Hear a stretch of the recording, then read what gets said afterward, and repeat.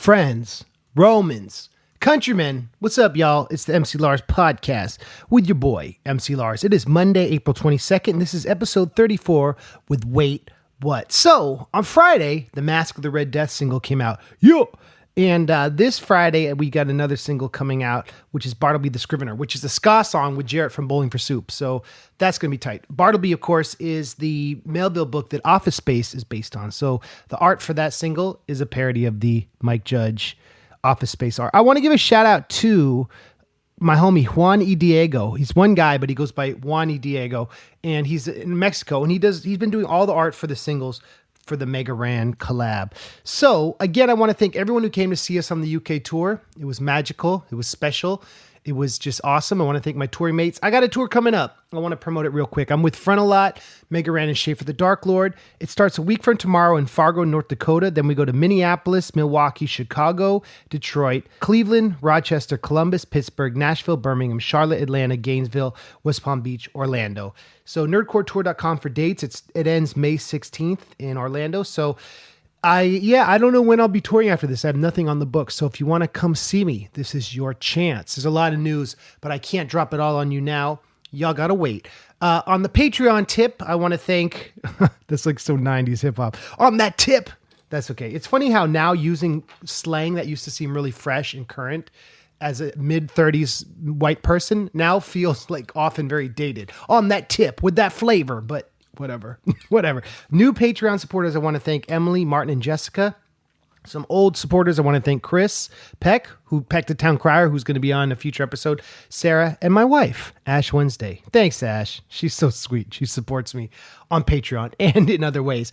So anyway, what else? Oh, yes. So we have Dragon Blood Part 2 coming out shortly. And then I'm doing an Alice in Wonderland song this month. And then next month, I'm doing a Goosebumps song and a song about the Goofy movie. People have been on the Patreon. I did a private post like asking for suggestions. And so I'm going to do a song about everyone's suggestion. So if you're a supporter, jump into that thread and give me a suggestion, because chances are I'll probably write a song about it. It's cool to have like guides or like, fan requests for these songs. So speaking of fan requests, I request that you guys become a fan of Wait What? Chalie Kubal. I talked about him a little bit at the end of last week's podcast. I met Charlie. He was a guest at the summer camp I worked at near Lake Tahoe called Stanford Sierra Camp.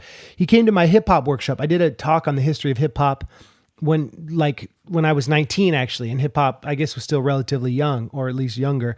And Charlie came to my talk and he was interested, and I found out he was a musician. And then he went to school in New York, and he'd come to my shows when I played there, when I finished college. He went to Columbia, and then he went to Stanford to get his MBA. So he's a super smart guy. Meanwhile, check this out. He's been doing mashups. Well, he raps too. I interviewed him on my old Sirius show and played some of his raps. But he got known for doing these mashups. He did this Biggie XX, Notorious B.I.G. XX mashup album that blew up, and then the label sent a cease and desist to him. But that was kind of his inroad into performing, and he went on to play Bamboozle, play shows internationally. He still does his music. He still does these cool mixtapes, but now he works in the tech startup world. So we talk about, like, the show is about people who are adaptive with the changing media landscapes, and that's what inspires me about Charlie. Like, I am proud of him because he has taken every opportunity. And one opportunity that he took advantage of was I used to be managed by a company called Network. And one summer I recommended him for an internship. He applied there, but I told them they should bring him on. And he was an amazing intern at Network. He's gone on to bigger and better things. So this is my interview with Wait What? Chalie Kubal. We're going to hear one of his favorite mashups after this, one of the dopest ones. So check that out.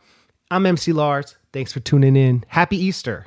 Well, actually, we already had Easter, so I hope you had a happy Easter. Okay.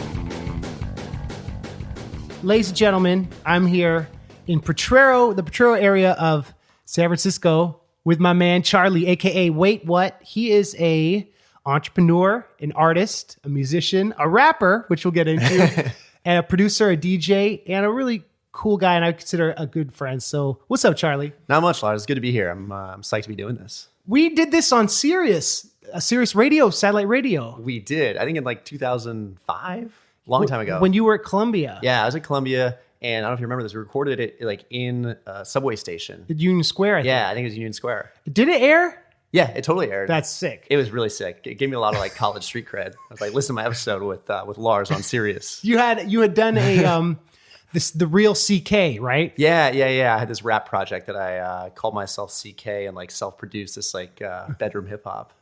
And I remember I always would tell you I love the song where you sample something corporate. Yeah. Dude, that's a great memory. It was cool because I met you.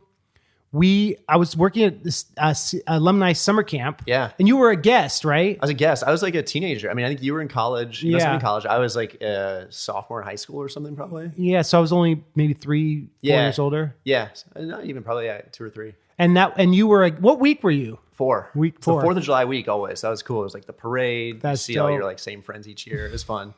And the talent show. Yeah, and the I remember they'd have the firemen shoot water from the boat, right? Right. Yeah. Kids going crazy. It's crazy because I would teach a class about the history of rap. Yeah. And this is in 2002, 2003 when rap still had, the 15 last years of hip hop have been crazy. Yeah, totally crazy. So it was like up to that where I was like, I remember it would end with Dizzy Rascal. Yeah. As hip hop was becoming more electronic and eclectic. Totally. That was actually very because it was becoming that, but it was also, that wasn't mainstream yet. So it was like very insightful to call that in 2002. And it was I guess we'll get into this and I'll jump right into this, but like the mashup stuff, the Danger Mouse thing was what, 2004? Yeah, probably because I think that Black Album was, I think 2003. So it was probably like 2004, 2005 when like the first sort of like mainstream mashup album was Grey Album. Yeah. And he also got a cease and desist. He did. He wrote that pretty well though, because then he became Gnarls Barkley and made Crazy and yeah. And didn't he do the song with the guy from the Shins? Don't they have a project? Familiar. Yeah, they do. Gave Up the Ghost is the song. Yeah. That's very familiar. He's done a bunch of like super interesting musical projects. I feel like that was his like first foray, but it was very much like a sample of all he had to offer. Yeah, and like the fact that he had the chutzpah to do that, to put it together and be fearless about it. Especially with the Beatles too, who notoriously that estate is like, do not touch a single drum hit from any of our records, otherwise we'll sue you to oblivion.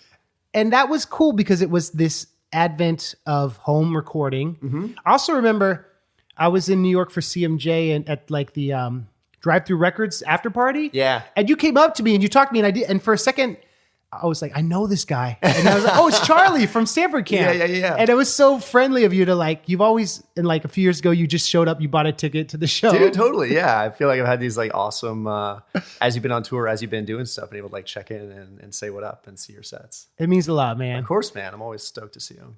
I love your, okay, we're going to work backwards, but yeah. You did a book. You printed an incredible book. Can we talk about that? Yeah, of course. Thank you, man. I'm glad you liked it. It was, again, like one of these projects where you sort of take like different art forms and reinterpret them to make something new and try and like view something maybe familiar like through this new lens, this new like vantage point. And so it took a bunch of these old comics from the Family Circus and then put like popular hip hop lyrics as like the replacement caption. They were like situationally relevant to what's going on. So that's like, there's like a dad putting his shoes on and the kid is talking to him and the caption is like a Kanye line like, have you ever had shoes without shoestrings? Or like something that's kind of a throwaway line, but it's funny to me to be like recontextualized in a new way. And they work very well. Thanks, man. Especially when they're kind of foul-mouthed. Right, yeah. Like there's another one that I like that I made this browser extension recently that basically just loads like a random one. And this is like a week or two ago and sent it to a coworker. And he's like, oh man, it was great. I like screen capped this. And he was dealing with some stuff at work where it's like he was like text messaging his friends. He's like a father of like 2 or 3. And so he sent this comic over to his friends explaining the situation. And the caption was like a Dre line, like, just remember you fucking with a family man. I was like, oh man, that's pretty good. So it's like a random generator? Yeah, basically it has like 100 of these comics. Every time you open a new tab, it just like pops up with one of these new comics. That's dope. Which is cool. Though it's funny with the foul mouth ones, it's like you could be in like a work presentation, you're presenting to like important people, and you like open a new tab, you don't even think about it. And it's like this Russian roulette of like, is it going to be this like foul mouth rap lyric? And if it is, are they a hip hop fan or not? Because it could go either way. And do they, like, I found myself being like, that's familiar, but I don't quite know where. Yes. That's tight. Absolutely. People get that reaction a lot. So you go through and you have like hundreds of quotes that you like? Yeah, it was very like methodical, that process actually. It was more scientific than art to start. So like, it was very sort of scientific to get to the point where it feels like a cool art project. And so basically what I did is I listened to like all my favorite hip hop records, which was really fun practice to do. And I'd be listening to one and also looking up lyrics for other ones and trying to basically just take in as much music as I could and then remember like all these lyrics of my favorite artists, and had like a Google spreadsheet of probably like 600, 800 lyrics. And the other thing was like I had to like imagine what could be a possible like cartoon that would pair with it. And so I'd be like, oh, this one talks about like a barbecue. And so like if I could find a cartoon of like a family barbecue, that would make sense.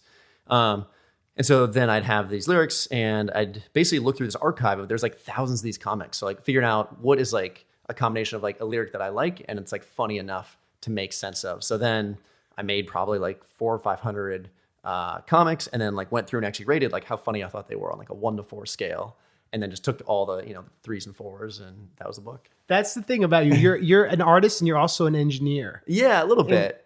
And that to approach something like that means that you made sure that the book was just your favorites, right? Totally. Yeah. And it's also super interesting, like putting a book together too. Cause like one thing I was thinking about is cause I had, there were ones I like more than others of like assuming if someone picks up a book, like they're probably not going to listen to it like read it all the way through in the same way that like people stack like the singles of like, for their album, like in the first half of the album usually, because you sort of have, especially like nowadays, like a limited attention span. So if they see the first like 10 or 20, you gotta make sure you have some hits in there that like rope them in to like keep checking it out. And then the idea of primacy and recency, right? Yeah. The last few have to be your favorites too. Exactly. Right? Yeah, it's a great point. So it's like start strong, finish strong. Hopefully have like some strength in the middle, but like more crucial to start and finish strong. And then you were in a museum, right? You did some canvases? Museum would be putting like a very generous term on it. It was like a DIY art show that my friend put on, but it was cool. Like, cause he actually did the thing. I think what made me stoked about it was one, like he put the, like the museum style, like thing that says like the name of the artist and when it was made and your little bio. Right. And then the really dope thing about it was like, I'd never had this experience before. Cause anytime I've presented any kind of art, it's usually either me playing a song for someone, in which case they know the context, or they come to a show and they see me play. And like in that, there's no way to be like a fly on the wall to like see how people actually react to it. Like every once in a while, you'll be like somewhere and like someone will play one of your songs in the background. You can hear some like authentic responses, but it doesn't like background music doesn't capture someone's attention the same way a piece of art does. And so it's super interesting because I didn't know anyone at this art show of being able to like sort of like hang by my piece and like hear what people were saying about it, or like I had the book next to it and they'd like pick it up. Cool. And it's cool. There's like a couple like on probably like a first or second date and they're like going through it for like 10 minutes and like talking about it and be like, oh, I know this lyric. Oh, I don't know this one. Or like, it was like this cool way to sort of start generating like stories ahead of like, oh, I remember this song from like high school and this is what I was doing at the time. And it's cool that like music and like the quotes from it could sort of like both entertain people and also like bring them back to like memories they might not have thought of recently. And Family Circus is timeless too. That's what I thought was a cool juxtaposition because that goes back generations, really. Yeah. I mean, literally generations. Because now the original artist, his son now is the guy who like keeps making it, and I think it's been in production since like the '60s, which is super cool. Well, wow! So he was able to keep the legacy going. Yeah, and like it has like a pretty similar art style. Like it seems like he's really kept it going. That's tight. Which is cool. Did you ever see this book? It's called. Was it Garfield Without Garfield? Yeah.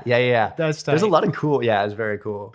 Were you a fan of the comic strips as a kid? Yeah, I was. I liked.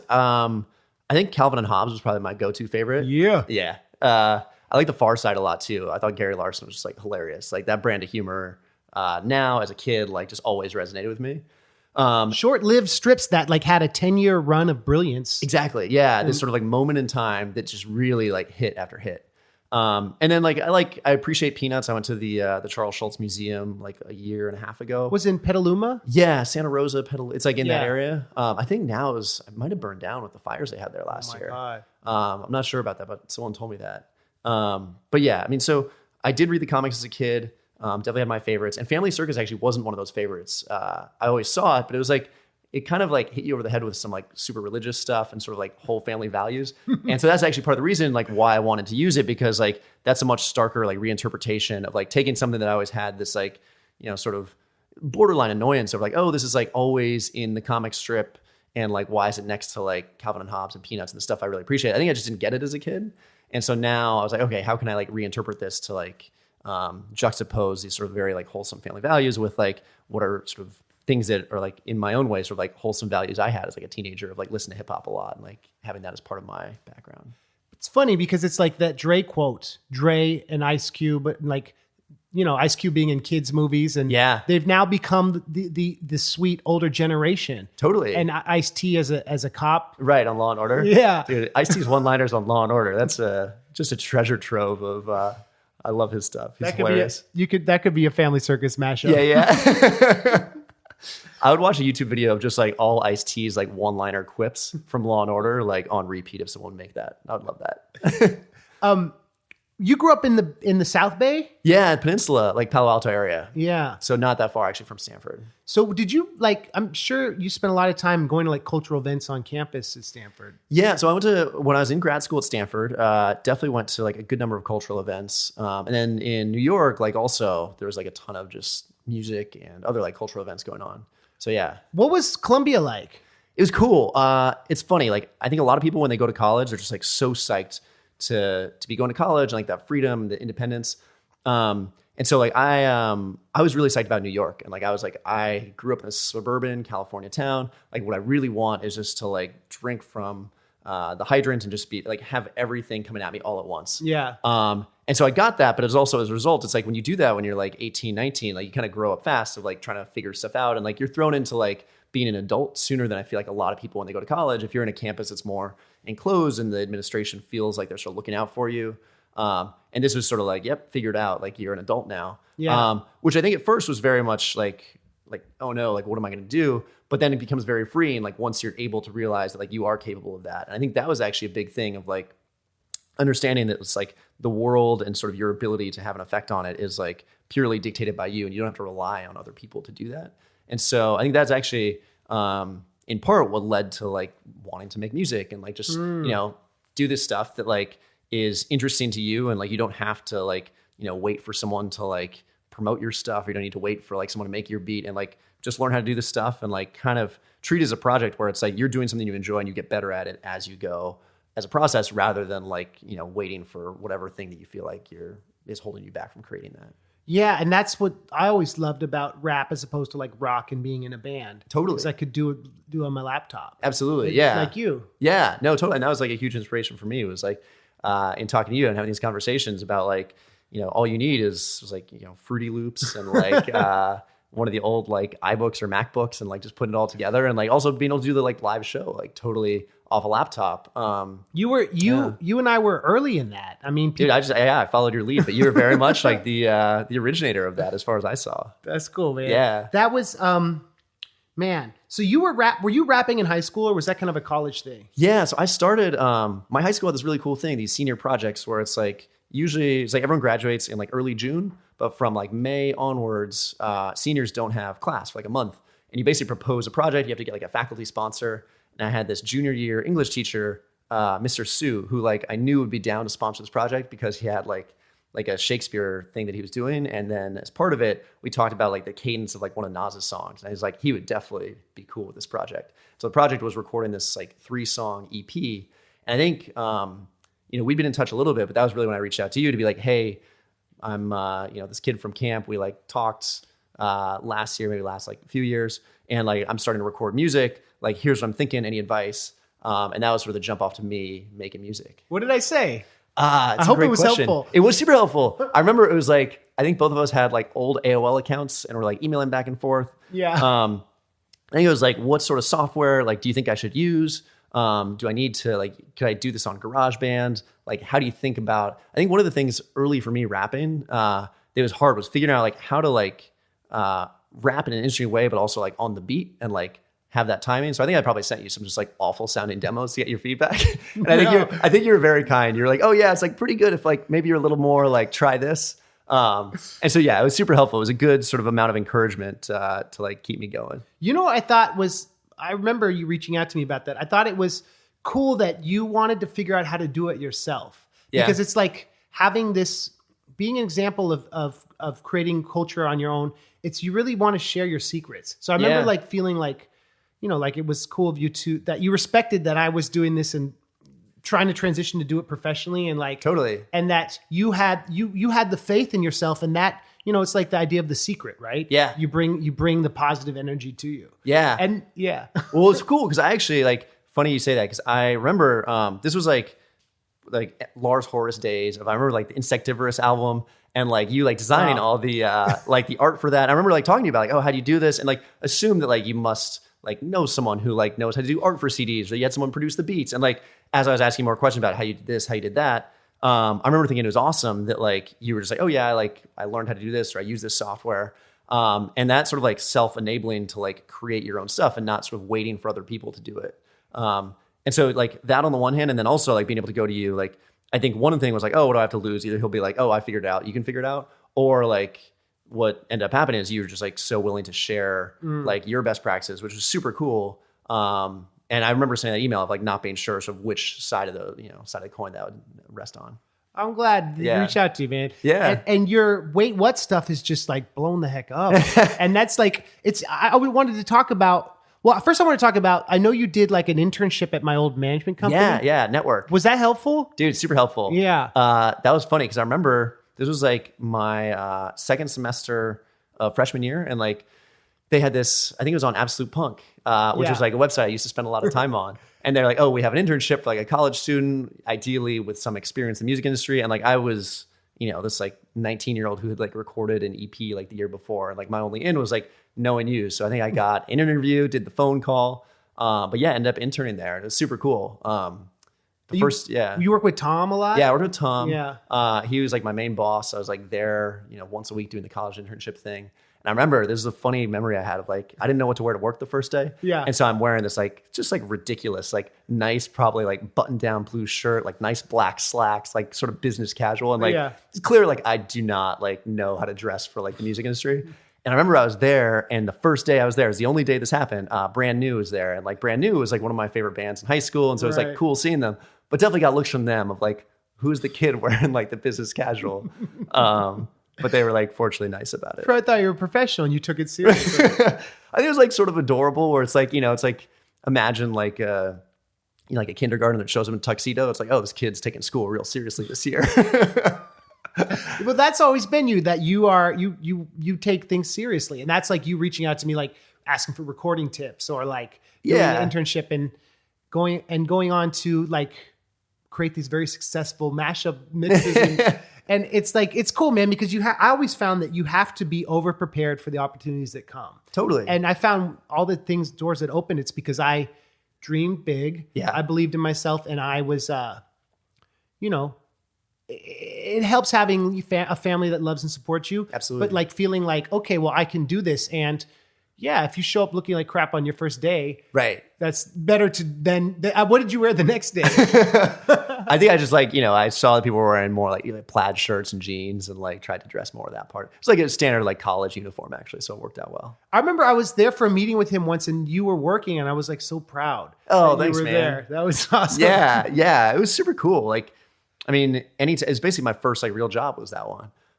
So it's cool like being with those guys. Also, like they were super welcoming about like, they went to shows like a couple times a week. And so I worked at my college radio stations, got a bunch of free tickets from that, and then go to shows with these guys, and like was going to like 3 or 4 shows a week. Wow. Which was super cool. It's like, you can imagine like being a kid from like suburban California, you drive like 45 minutes up to the city to like see a show. Yeah. Like that's and also like you're in high school versus like you're taking the subway to see like all these bands that are like up and coming with people who have like been in that industry for like 10, 20 years. Who know them. Exactly. Yeah. And like, they sort of know what to listen for. And like, one of the things I was like really thinking about in college was like trying to get into A&R. And so like hearing how they thought about like watching a band's live performance was super just like awesome, having that front row seat. I wonder if you ever felt like people were jaded on things that you saw no reason to be jaded about. Totally. Yeah. That's like very nail on the head.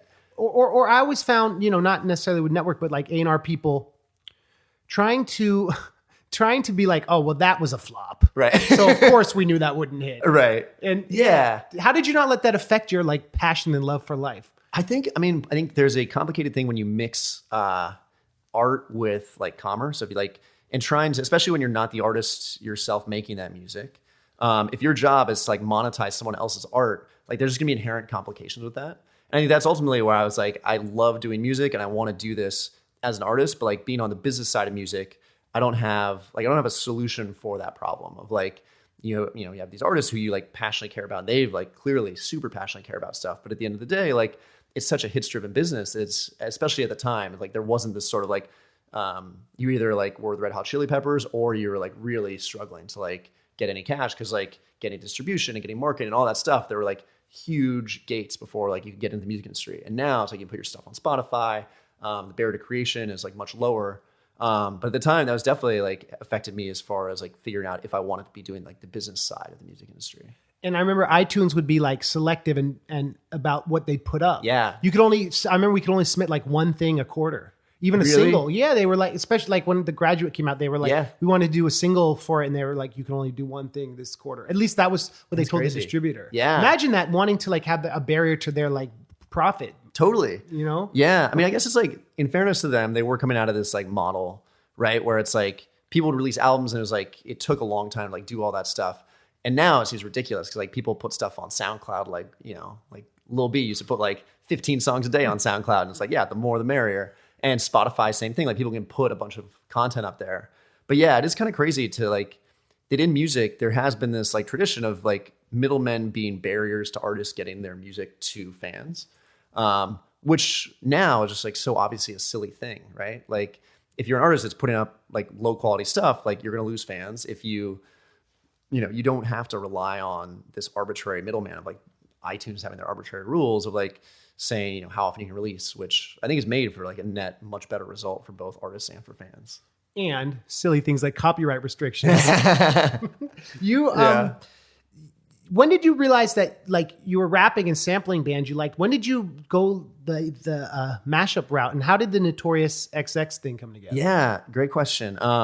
It's kind of a crazy story. So in college, I made an album that was the one with like the something corporate sample and a bunch of stuff, and it was called The Real CK, right? So the name of the artist was like CK, and then the name of the album was kind of a big deal. Oh, which is like I think it was ironic at the time. I hope it was. It was Anchorman reference. It was an Anchorman reference. Yeah, that was like that was like comedy of the era. Yeah.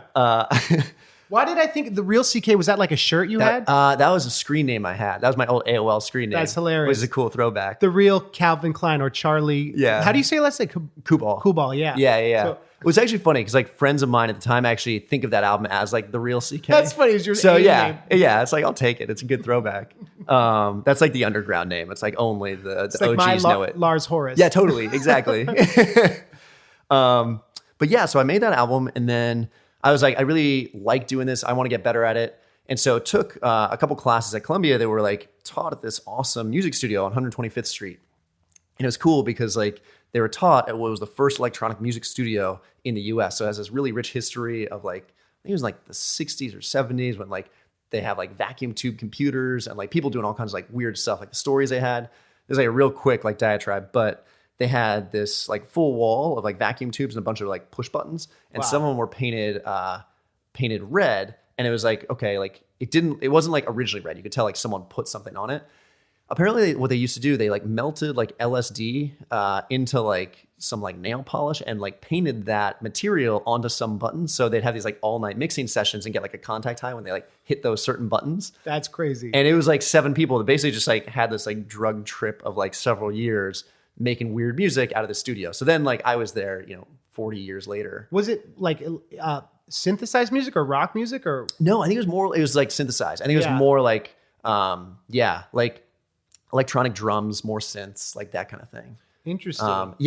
Cool stories about that place. Anyway, so I like took some class at this, and I took this awesome class my senior year. It was one of these classes, like a 2-year wait list. I got in like the very last semester I was there. And it was cool because it was like me, there was like this girl who ended up being like a pop musician for a couple of years after. Some people who were like went on to do like music PhDs, and like people who were way more accomplished than I was. I was just like super happy to be there. And one of the coolest parts about it is they gave you 24-hour access to the studio if you're in the class. And there's only like 8 or 10 of us. And so I used to just go like at 11 p.m. and spend like all night in the studio. It's like, it's the kind of studio it'd be like you're booking for like $100 an hour, but like it was free as a college student. So really took advantage of that to like learn how all this stuff works. So would they have like Pro Tools or? Yeah, I was on Logic. Yeah. So Logic has always been what I've recorded my stuff on basically because of that. Yeah. I think I also had like Reason, Digital Performer, and probably Pro Tools also. But yeah, I always like, was a Logic guy.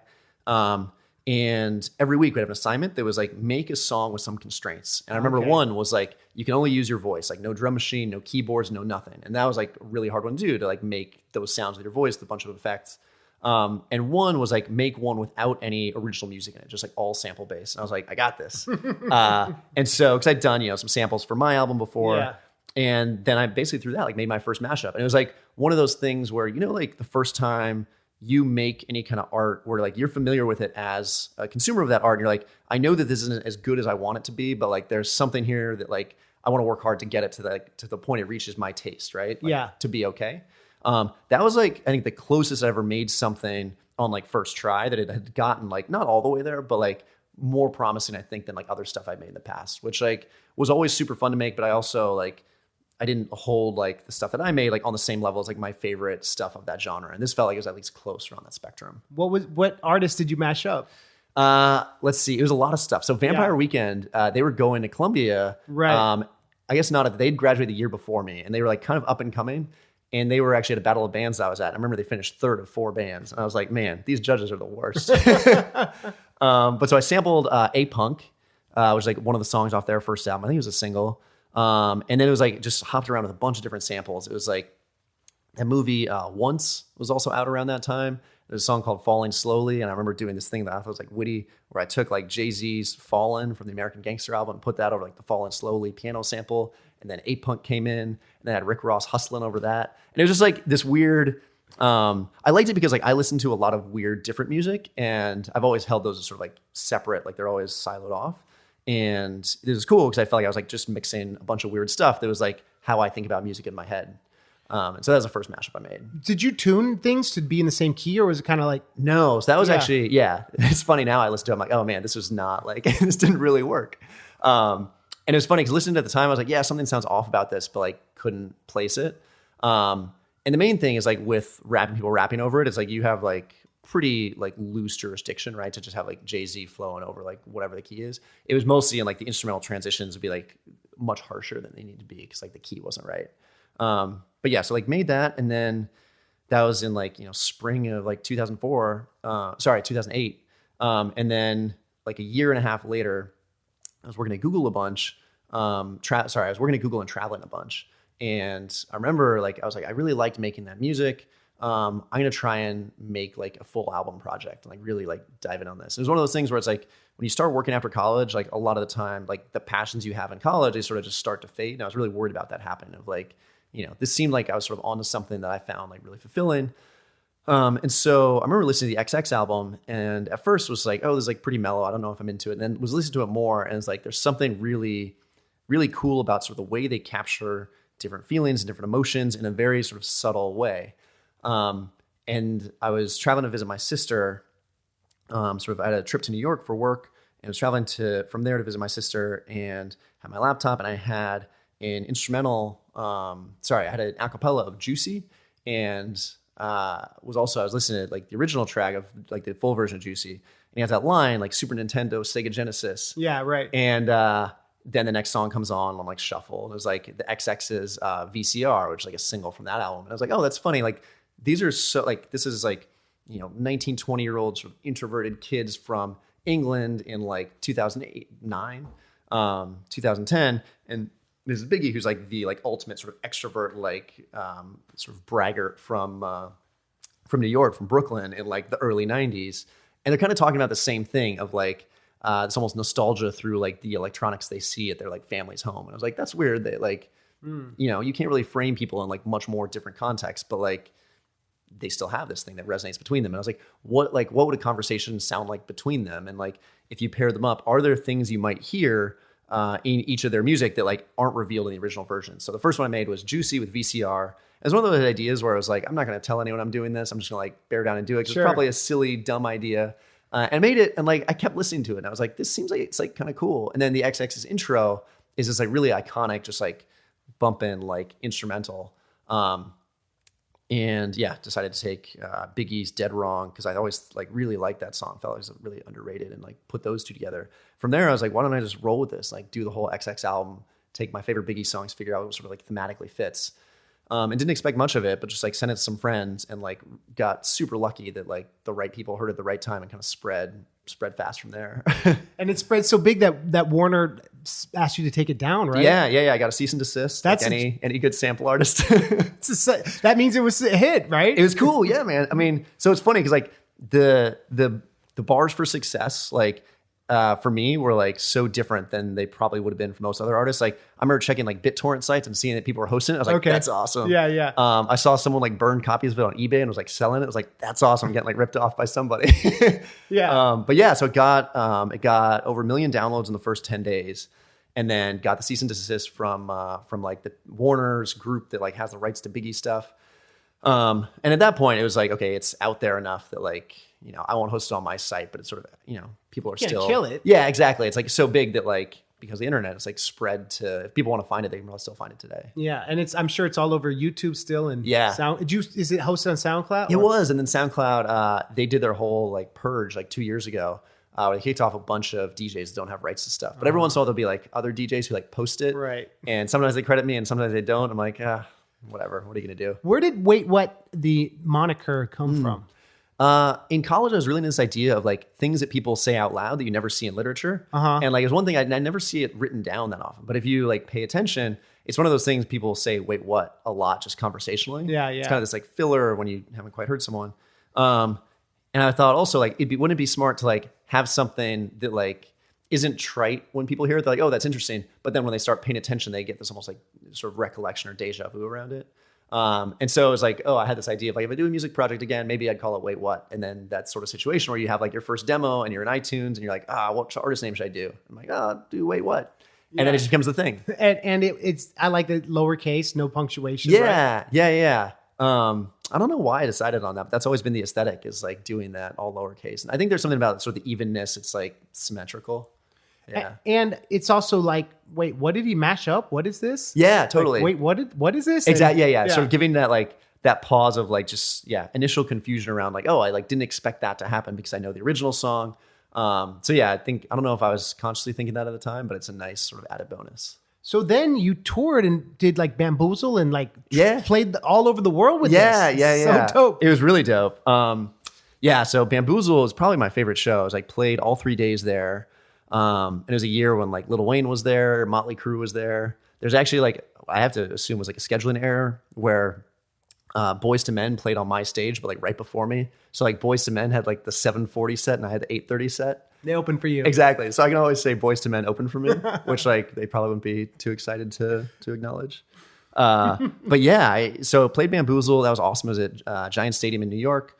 And it's cool too, because when I play live, I'll play two of my like good friends. One's a bassist, one's a drummer. And then if I have friends in other cities also play instruments, sometimes they'll like join. But for that, like one of my best childhood friends, actually this guy, Will Paulus, who was also a Sierra Camp guy. He always used to come with me to Sierra Camp. He played drums, and so it was us sort of like, grew up together since we were like, 3 or 4 years old. I'm like looking back and there's like thousands of people at Giant Stadium. Like, did you ever think like this would be our lives at like, 25 years old? That's pretty cool. So it was cool. And then, basically like took touring as like shows popped up, like if there were opportunities of places I wanted to travel to or go to, and also like get paid to do that. It was like this awesome, like I always loved traveling, and then also like meeting people, and like all that was super exciting. But it was also happening during, when I was in grad school. So I was at business school at Stanford and had all these opportunities to play shows and had to say no to a lot of stuff because just like couldn't balance those two. Yeah. But also like did some crazy stuff. Like I played a show, like I didn't have class on Wednesdays. And so I remember there was this, I took a red eye one time, Tuesday night after class. It finished at like 7 p.m. Flew to New York, got in, hung out in New York with my friends on like Wednesday, played this show in Brooklyn like till late night on Wednesday, and took the 6 a.m. flight back for like class at like noon at Stanford. And I was like, it was made for great stories, completely exhausting. Yeah. And like, so, it was weird to be like back on campus and be like, I was only here like 48 hours ago. But yeah, and then you got to play like Fashion Week in Toronto. I got to play this cool club in Bangkok that was like built out of like an old shipping container and like had these like white walls and mirrors everywhere. And you were like kind of before EDM broke, you were doing this. Yeah. It was definitely dance vibey. It was right? dance vibey. Yeah. And that was an interesting thing because like the Notorious XX album was like definitely like the most popular, but also as far as like an energetic live show is not what you think of a DJ playing. So I sort of had this experience of like, that album came out and then like was starting to get inquiries about playing shows. Like I better come up with some more music that I can play live. So then like, I think that came out in like end of March and had like a full like 20 track mixtape I released August of that year. Cause I was just like scrambling to be like, I got to put more material out there. And also like, I've always been into more sort of like high energy live shows. Yeah. But yeah, so it was really, it's funny because I think a lot of what made mashups like popular at that time were like, people hadn't really heard hip hop over more electronic stuff. They were always sort of, siloed off from each other.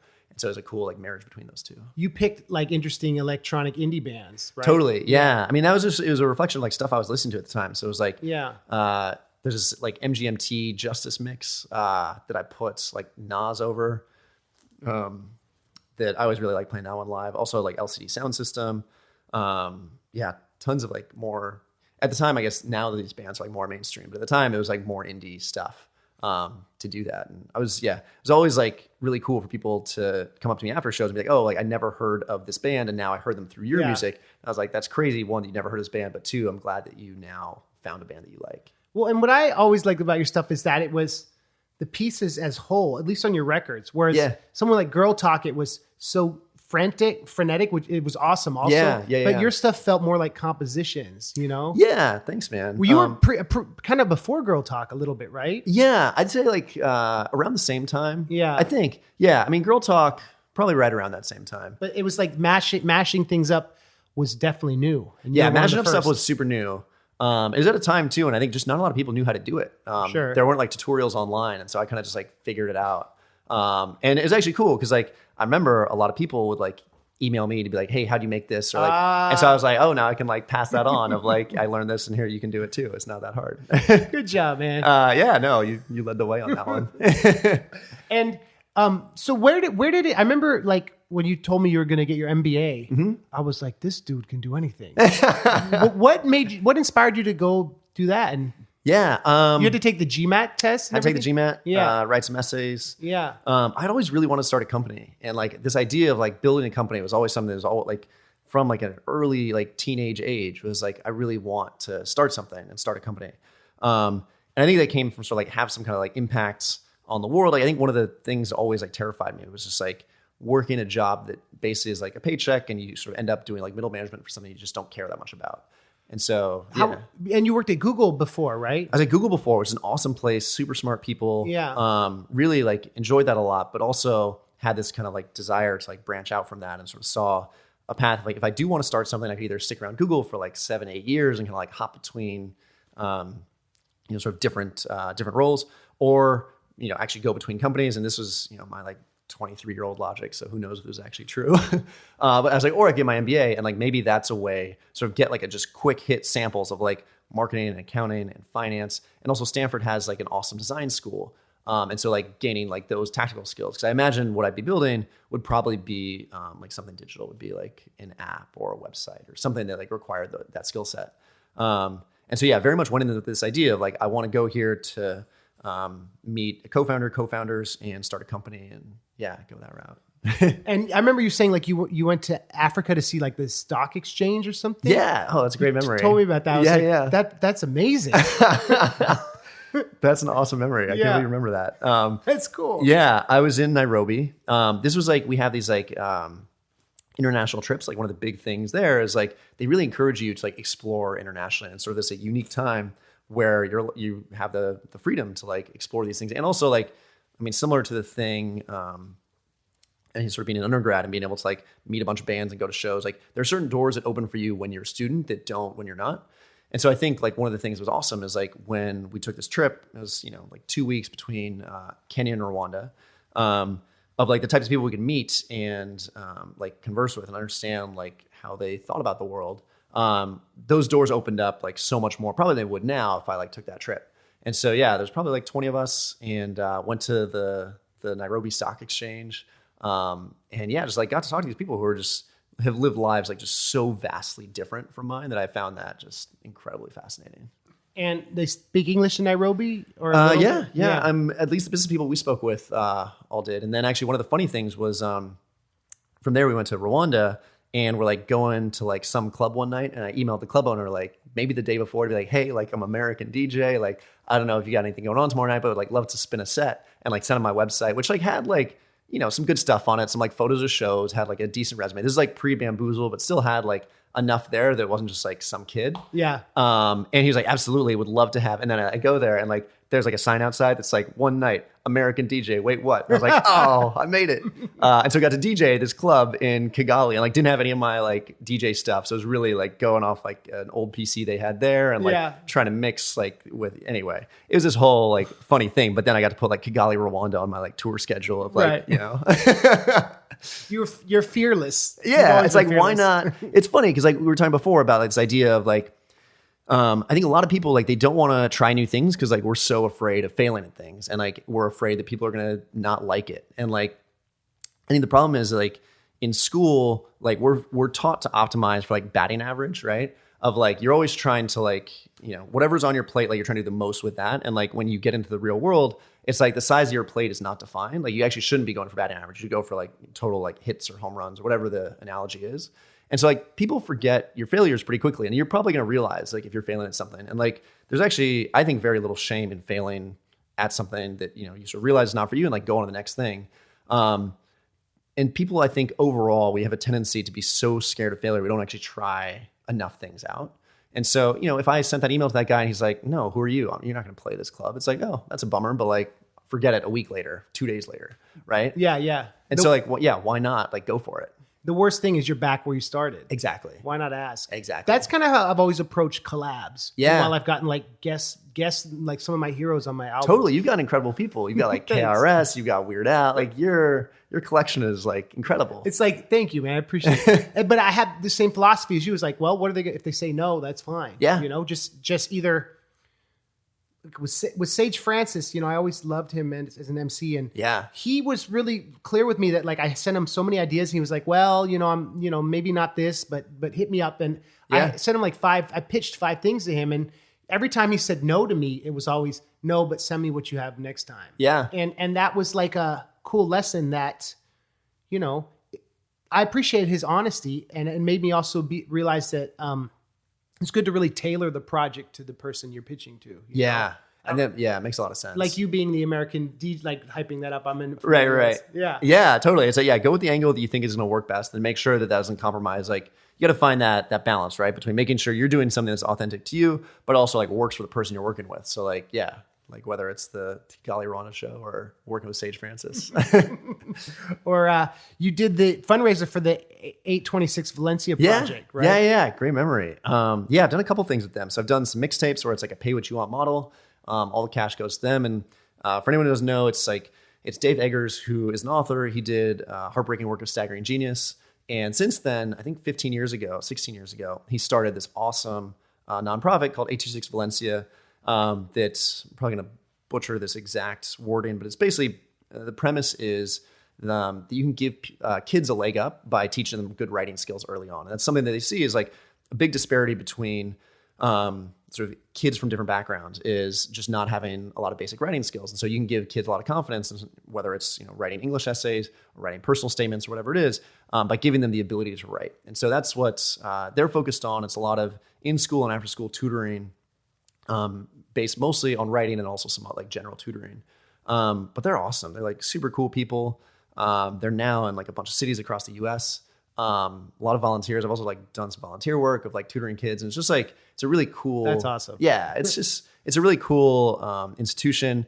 And is one of those that like I always feel really good about, you know, writing that check to, you know, donate proceeds of an album. And it's also a cool thing too, to like people like, they it's a pay what you want. So people can say $0, they can say, you know, $5. There's actually a guy, this was like 4 years ago, who like bought it for $1,000. And I was like, that's incredible. Like, and just like, including the next check to 826. It was awesome that like And it's like, wrote him a super nice email. I don't even know if he wrote me back. He's probably just like, yeah, like the music, fine enough, but here's a good way to like donate to 826. And knowing then, I guess, because you're sampling stuff, it's donation, so it's not. Yeah, as far as I know. That. I mean, I'm just taking the money from one spot to another and not touching profiting it. Yeah, and I guess legally, it's just like you're making these artistic pieces to promote this nonprofit. Yeah, and you're using it to raise awareness. Basically, solicit donations to a nonprofit. Yeah. So I like to think that it's they're separate enough that someone's like an appreciator of music, and then like it's using that as a vehicle to sort of fuel donations to the nonprofit. And then you played the show with Hoodie Allen, right? Yeah. Because you worked with him at Google? Yeah, it was actually funny. So we were both, at the time, like both of our claims to fame were like we had both had number one songs on Hype Machine. Shout out Hype Machine. That's like, I love that service. They like, I think when I look at like things that happened in that like crazy 10-day period after my album came out, hitting number one on Hype Machine was like the moment that gave me chills. Like, I can't believe that like this is the thing. Like that was like far above and beyond like whatever happened. I was like, this is crazy. I remember like screenshotting it, taking a backup of that screenshot, having the screenshot on my phone. Like I was like, I'm not dreaming, pinching myself. This is cool. Like I'm at the top of Hype Machine. Anyway, so we both hit the top of Hype Machine like recently. Like, then like I hit it with like the first single for my mixtape, which was like a week before the show. He had hit it for like one of his first singles like a month earlier. And so I hit him up on like literally like Google like internal chat to be like, yo, I made this record. I'm trying to put a show together. And this is the first show I ever put together as Wait What? I'd done like the rap shows before, but this is the first real one. I had my friend Will, who's playing drums with me, at this spot like on Polk Street. And like, we were really just like running by the seat of our pants and being like, oh, I guess we should figure out like, what do we use to sell tickets? Like, do we need to hire security? Like, what's there an appropriate like split with the venue? Like, is there any chance we're gonna get like a portion of like drink sales? So we think our friends are probably like over index on like drinks compared to their typical crowd.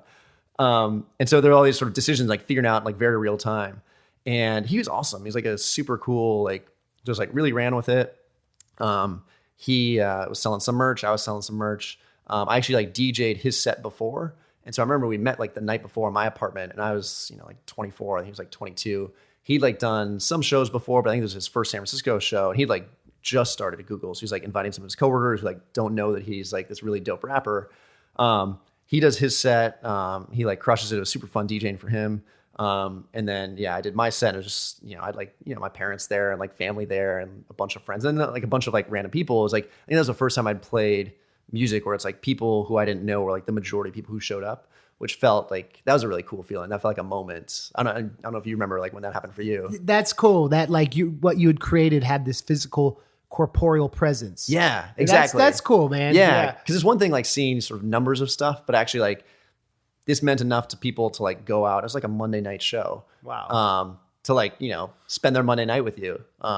Which was just, it's super flattering when people do that. Well, and so that was what, like 2008? 2010. Okay. It was, so it was August 2010. Cause right after that first mixtape came out. Oh, right. Okay. And then after that, that's when, were you applying to grad school yet? Or Yeah, dude. So, okay, here's the story. Is I had like, I think my last day of work at Google was the Friday before, and I was starting grad school like orientation on that Wednesday. So I had a very small window to get this show in.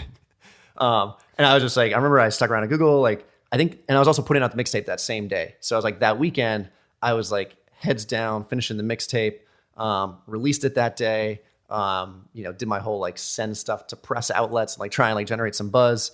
Earlier that week, I'd released a single and hit the number one spot on Hype Machine, and then played the show. And then 36 hours later, I'm like sitting at Stanford doing like orientation. Double lives. Yeah. Triple lives, I guess. Yeah, I guess so. Yeah, triple lives. So that was right before I started at Stanford, because that was like, as I was getting a lot more show offers, it was basically as business school was starting, and for like the next 2 years. I remember when I visited you once, like we had lunch at the Seinfeld Diner. Yeah, and that, which was near Columbia, right? Totally. It's like Tom's, right, like 3 blocks away. And something crazy about that is that, that Suzanne Vega song? Yeah. I heard that was the first, when they were inventing the MP3 compression, they used that as the baseline for the voice. Oh, crazy. So it's kind of cool that there's that, this is a total tangent, but like that connection to technology and music there near Columbia, that this song Suzanne Vega wrote. But the reason I brought that up, I brought back this memories when I visited you there and we were walking around Columbia and everyone said hi to you. Everyone knew you. And I was like, this dude is like this dude is beloved by his peers. And so how did it feel like? Did Stanford have a similar friendliness? Yeah, it did. I think actually it's funny. You must have called me on like a lucky day at Columbia. I mean, I like had friends there and people were super nice. But yeah, I found it even more so at Stanford of like, I think part of it's the weather. Part of it is like, you're a little older. So like when you're like 18 to 22, at least for me, and like, I feel like a lot of people I know at that age, there's a little bit of like a too cool for schoolness of like, there's something about like, if you meet someone new, like, you are inherently going to have like a positive vibe or a negative vibe towards them. And there's also probably something about like New York versus the Bay Area of like, people are a little like hardened sometimes in New York. And also the type of like crowd that Columbia probably attracts is going to be more likely to be that kind of like too cool for school. Whereas at Stanford, when people were like, I think I was like 25 and everyone else, it was like people between like 25 and like early 30s. It's just a little more like comfortable in their skin and like everyone's outside all the time and just generally probably like happier. So yeah, I totally found that people at Stanford were super supportive. I'd say the only downside would be like, there's like 400 people in your class. You're really trying to get to know everybody. And like my thing was like the DJ. And it's like, yeah, like, I like doing that, but also as anyone, like you sort of contain multitudes. You're not trying to just have your one thing you're known for. Yeah, right. And that, that's a cool inroad for people to get to know you, right? Because people knew about that. Totally. Yeah. And it was funny. I remember like before I started, actually some of like the friends I made early on were like people, we had this blog where it's like people like posted music and I saw that like this guy who was like a second year then had like posted some of my stuff. And then I met with him. I was like, oh, by the way, like I made this record. And he was like really stoked about that. And he had this like super impressive, like record of like, he was like one of these like Red Bull DJs. He did like the Red Bull DJ Academy and got to play like a show in Ibiza and like do all this awesome stuff that I'd never like come close to. So it was funny being at Stanford where it's like everyone's there like for business school, but people have these like really eclectic backgrounds, like cool stuff that they've done. So that was an awesome part of it. And I think Stanford always is like, it's eclectic. They wanted to take eclectic people. Totally. I think, yeah, I think Stanford likes kind of like smart weirdos. Yeah. Which is like my like bread and butter crowd. Like I'm always like really into people who are smart weirdos. So it was a good mix for me. So what was it like building Kronos and that whole chapter? Yeah. So that was basically went to Stanford, met my co-founder Dylan there. We started this company like the day after graduation, again, sort of like going from one thing like right into the other. We were like at the office at like 7 a.m. like the day after graduation. And so Kronos was based on this premise of like, we're really bad at knowing how we spend our time. And like, while that sounds on the surface like, oh, that's like kind of a problem, like we saw it as this more like greater threat of like, if you don't spend your time in a way that's meaningful to you, you can like in a lot of ways like waste a lot of your life, right?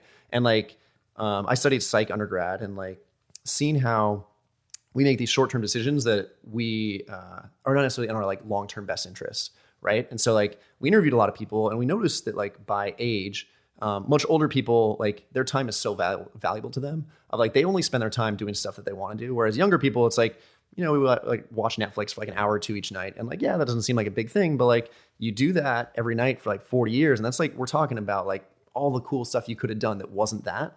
And so we were interviewing people and like, hey, like tell us how you spend your week. It's like 168 hours. And like, just tell us like how many hours you spend sleeping and working. And basically even the most like self-aware people, maybe they'd get to like 100 hours and there'd be like 68, it'd be like 70 hours. They just had no idea where it went. And that's like kind of a terrifying thing when you think about like, 70 hours a week multiplied by a year is, it's a lot of time. It's like 3,500 hours that you just have no idea where they went every year. And so it's based on this premise of like, time is our most valuable resource. We have no good way of really measuring our time besides like a very manual way, which is like unrealistic for people to like make a spreadsheet for most people. And so what if instead we could basically, people want to lose weight, you have a scale, you have something to track it. If we could basically be the scale for understanding how you spend your time. So we built this app that you download the app, you carry your phone with you, and it would tell you, here's how much you sleep, here's how much you work out, you spend at home when you have like friends or like significant other on the app, how much time you spend with that person, and like what types of variety of locations. And basically, starting in like 2012, we really hammered down on this idea of like, how can we help people live more intentionally? That was sort of the root of it. It seems like the new screen time thing is inspired by that maybe. Yeah, it's interesting. It's cool because I think there's been a lot of awareness about this now. At the time, a lot of people were sort of like, oh, like it's interesting, but like, why would I care about this? Yeah. Or like, and so, I think now that's become a lot more mainstream, this awareness of like, oh man, if I spend like 3 hours, 4 hours plus on my phone every day, like that's real time. And like, there's so much other stuff I could be doing that's not that. And like this idea of like technology addiction or seeing the compounding effects of like these sort of everyday like micro decisions that we make has a huge impact of like what your relationships are like with your friends, your family, your significant other.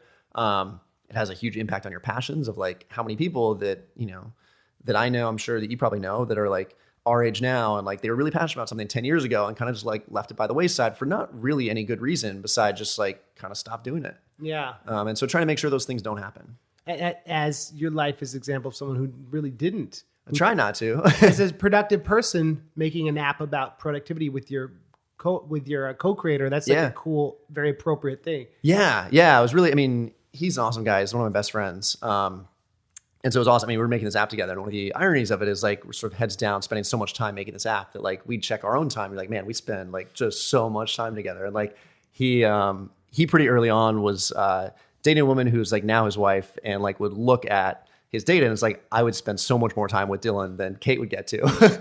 And I was like, sorry, Kate, like, I'm sorry that your boyfriend, now husband, is spending like 14 hours a day with me. But you guys sold it, right? We did. We sold it. So we sold it after about 3 years to a company called Life 360, which they are the leading like family network app. And so they basically took a lot of the design and technology that we built, and we worked on incorporating that into their app. With the idea being like they are using a lot of the same sort of technology and like design paradigms for a different audience. And that's like basically for like family management. So it's like for a husband or wife to like know that their kids made it safely to school. One of the other things we ended up building once we joined was integrating this software that figured out driving behavior. So it's like a huge anxiety for parents is like first time drivers.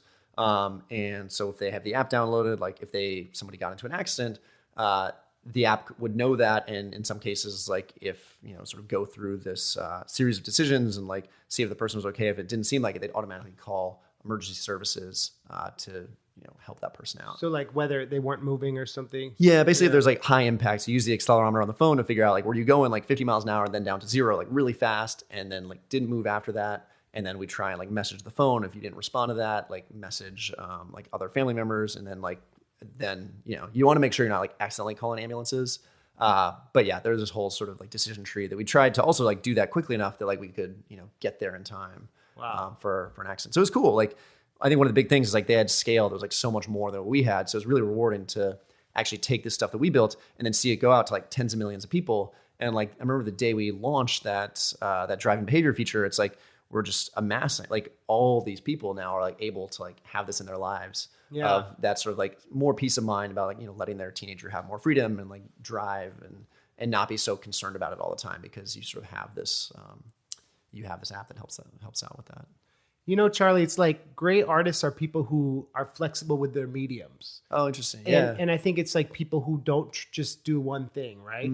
And it's like, this is, you thought of a problem, you solved it, you found a creative solution, you made it elegant in that it, on a design level, it's functional and kind of invisible. Yeah. And you must feel proud of all these different like things you've experimented with that have really all reached and come to fruition. Yeah, thanks, man. I am really proud of that stuff.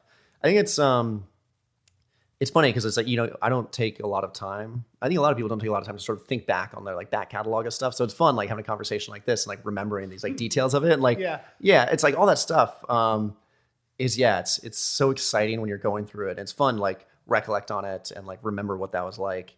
But you know, there's tons of stuff too, where it's like you try something and it doesn't work. And it sort of goes back to that. Like you're not trying to optimize for batting average, like optimize for the stuff that makes you happy, that resonates with people, that sort of gives you fulfillment and also like makes the world a better place.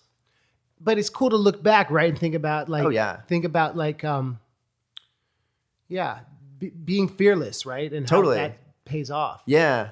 What's it like working and having all these ties to Silicon Valley? And I'm going to preface this saying, I just feel like being in New York and, you know, having left the Bay and I come back here, I feel there's a lot of like resentment and negativity about the tech culture in the Bay and San Francisco especially.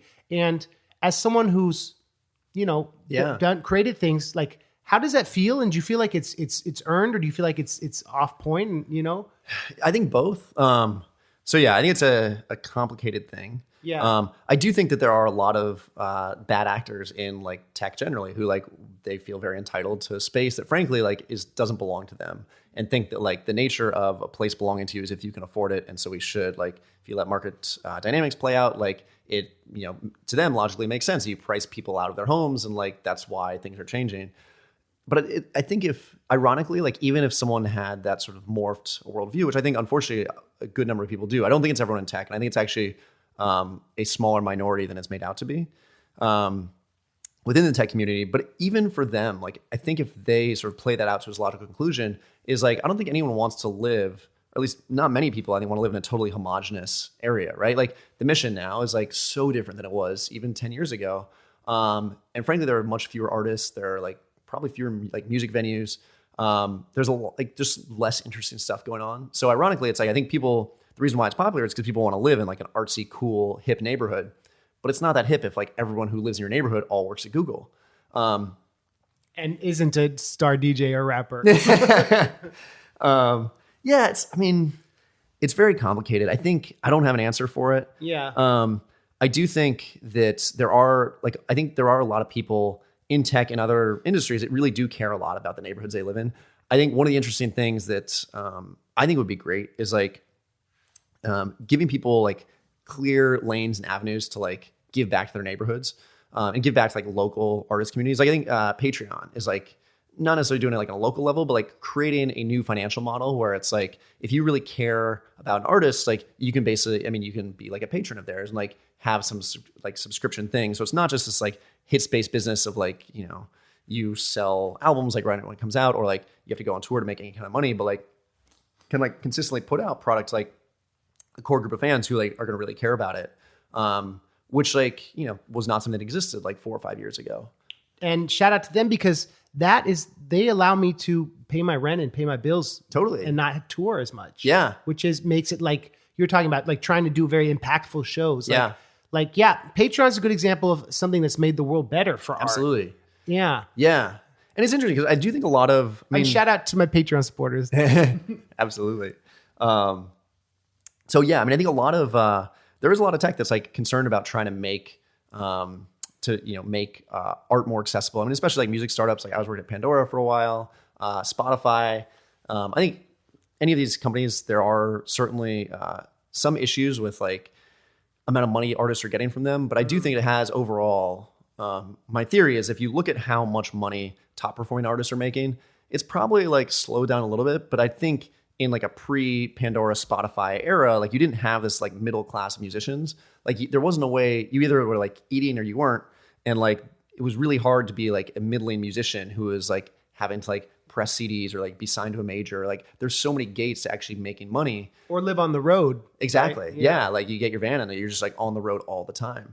But there's no way to like monetize like all that work you've done because you're basically in like a services industry then, right? Yeah. And that was Tom's, going back to network, he had a book he recommended, The Long Tail. Yeah. Which was kind of predicted that model of, it's a great book, of the middle class musicians. Yeah. And it's funny, man, because it's like things changed for the better, I think, for art. If you go out and do it, and you are like make high quality stuff and you don't quit. Yeah. And looking at YouTubers who like make a living off that, like it is a brighter world. And I guess there's this question of people who are disenfranchised, whether they're forgotten. But I think it's like the main ethos behind hip hop is giving people the tools to create and tell their stories and do something from nothing, right? Totally. And so it's just, I think has a lot to do with your intentions and your belief in yourself. And, we can say this as privileged people, I guess, who've done well, but also the tools are there, too. You have to take a chance. Things don't just come to you. It's totally. We are both examples of that. Yeah. I think it still has like quite a ways to go, but I do think it's gotten a lot better as far as on two fronts, especially. And one is the cost of creating music is like, if you have a barrier of paying like hundreds of dollars for studio time, like that's a very small percentage of people that are able to do that. And now it's like you buy a mic, you have a laptop, you have like, cheap or free software, and like you can put something out. And then the second part is distribution. Like you don't need to press CDs and have them in like Tower or Warehouse. Like you can just put it on SoundCloud or like you can put it on Spotify. And so those two things, I think, they've opened the floodgates in such a way that I think there are certainly some negative ramifications from that. Mm-hmm. But net, I think it's a very positive thing for music to just give more people more access both on like the creation side and the distribution side. And someone like you who just loves music, it's allowed you to do your art and be like a Renaissance man. One of the things I always loved was your mixtapes of your favorite songs. Like, you'd give a tape to a friend. Yeah. And do you do those still like every quarter? Yeah. Good memory. Yeah. So I when I started driving, I remember I'd make a mix for like my car. I had friends in there and they'd be like, oh, this is cool. And I was like, for whatever reason, I'd like put like movie skits from movies as like the intro. And I think growing up listening to a bunch of like rap albums, like skits were always a thing to like break up the album. And because I had a bunch of genres, I have some hip hop, I have some indie rock, I had, whatever, some singer songwriter. There was like no convenient transition to go from like Immortal Technique to like Bright Eyes. So I was like, I got to put the skit in there to break it up. And so they kind of became these like mixtapes. And yeah, I'd like actually like burn CDs, give them out to people. And now it's funny because like you hand someone a CD and like most people don't even have like a CD player at home or like in their laptop to like play it with. But yeah, I did that for every month for like 10 years, which actually has this awesome effect of like I hear any of those songs and I can like place like that time in my life of like, cool. Oh, that was going on that month of that year. Yeah. And you still do it, right? Yeah. So I do it now like more quarterly and it's like a Spotify mix. Okay. You got to change with the times.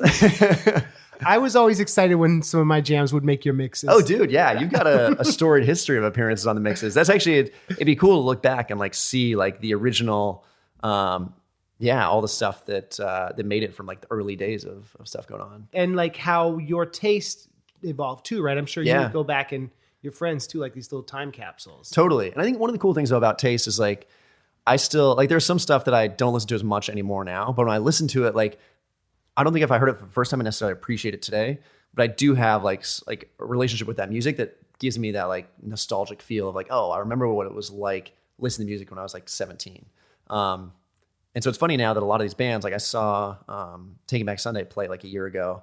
And it's like, I don't listen to a bunch of Taking Back Sunday anymore. Like Thursday had like a reunion show like a year ago. Like listening to these bands, like they're not what I listen to like daily now, but I can still like go to those shows, listen to that music and like have a really strong sense of like, I really love listening to this now, probably mostly because it's like what I remember feeling and like listening to at that time.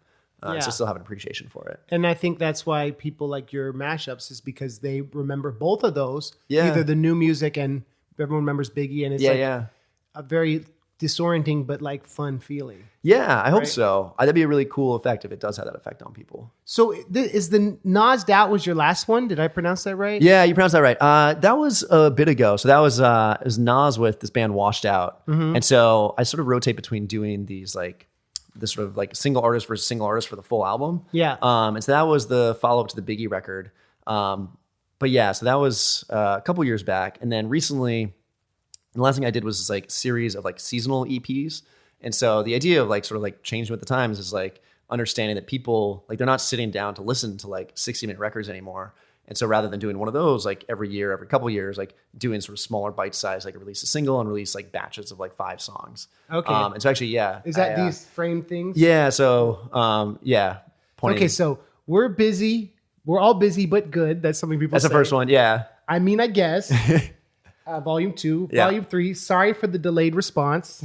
Number 4, asking for a friend. Yeah. It's great, man. Thanks, man. And you design those covers. Yeah, so I designed all these. It takes, there's like pretty liberal inspiration from both, I think it was RCA Records in the 70s had this kind of like format of like design of the album covers. And The Weeknd also, for his House of Balloons and like that series of EPs that he had, used a similar design. And so I knew I wanted to make this like seasonal collection. And so made 2 of them and then waited like a year or 2 and then made the final 2 and made them. So it went fall, winter, spring, and then summer was one that came out most recently about a year and change ago. That's cool. So yeah, they were fun. And like just messing with like weird art and like also those like turns of phrase, like each one of those are things that sort of fall in that same genre of like, wait, what as a phrase that when people say these things, I hope that they like think of the record. Yeah, and we're all busy but good. Like when I was setting up, I saw that, I smiled. Yeah, that's the Bay, right? That's so real, right? Like, yeah, it's funny. I was reading this thing recently about like, it's a fairly like recent thing that busyness is equated to like importance, and so I found that like, I mean, it's like holiday season now. Like you ask anyone you haven't seen for a while, like how they've been, they're like I'm busy but good. And you're like, it's such a trope of like, why do we keep saying this? Like, why is it such a good thing to be busy? If only there were an app to help figure out why we're so busy. To not be so busy. Yeah.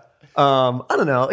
I think it's one of these things that like, I don't think being busy, I think it can be good. I think it can not be good. But I think there's this thing of like, it's almost this way to like not so subtly communicate to people that what you're doing is important and it matters. And like, I was saying like, there's this thing of like if we transported to like Renaissance era and you ask like a gentleman about town, if he's like how he's doing, and you say, oh, have you been busy? That'd be a very insulting thing. Because the implication is that like the ultimate luxury is having free time. Right. And which it kind of still is, except there's still this emphasis, right, on like being important is like correlated to being busy. And so people always say that they're busy. Or there's this thing, well, I'm busy. I've been binge watching this thing, right? Exactly. And like, how busy were you during that binge? Like you have to do everything hardcore. Yeah. And media has kind of forced, that kind of bragging. Yeah. I don't know. And I think, you look at that in our culture, going back to our kind of like this culture, an American culture of hard work until you can't work anymore. And thinking about English and Spanish, if you're a businessman, you're hombre de negocios. You negotiate things. You're not busy running around. Right. You negotiate. I like that. Leisurely, I thought about that. Right? Yeah. And so it's like, that's ingrained into our culture and how we speak. Totally. And so I like that because your phrases they're purposeful because they make you ask questions. And do you still do these quarterly things?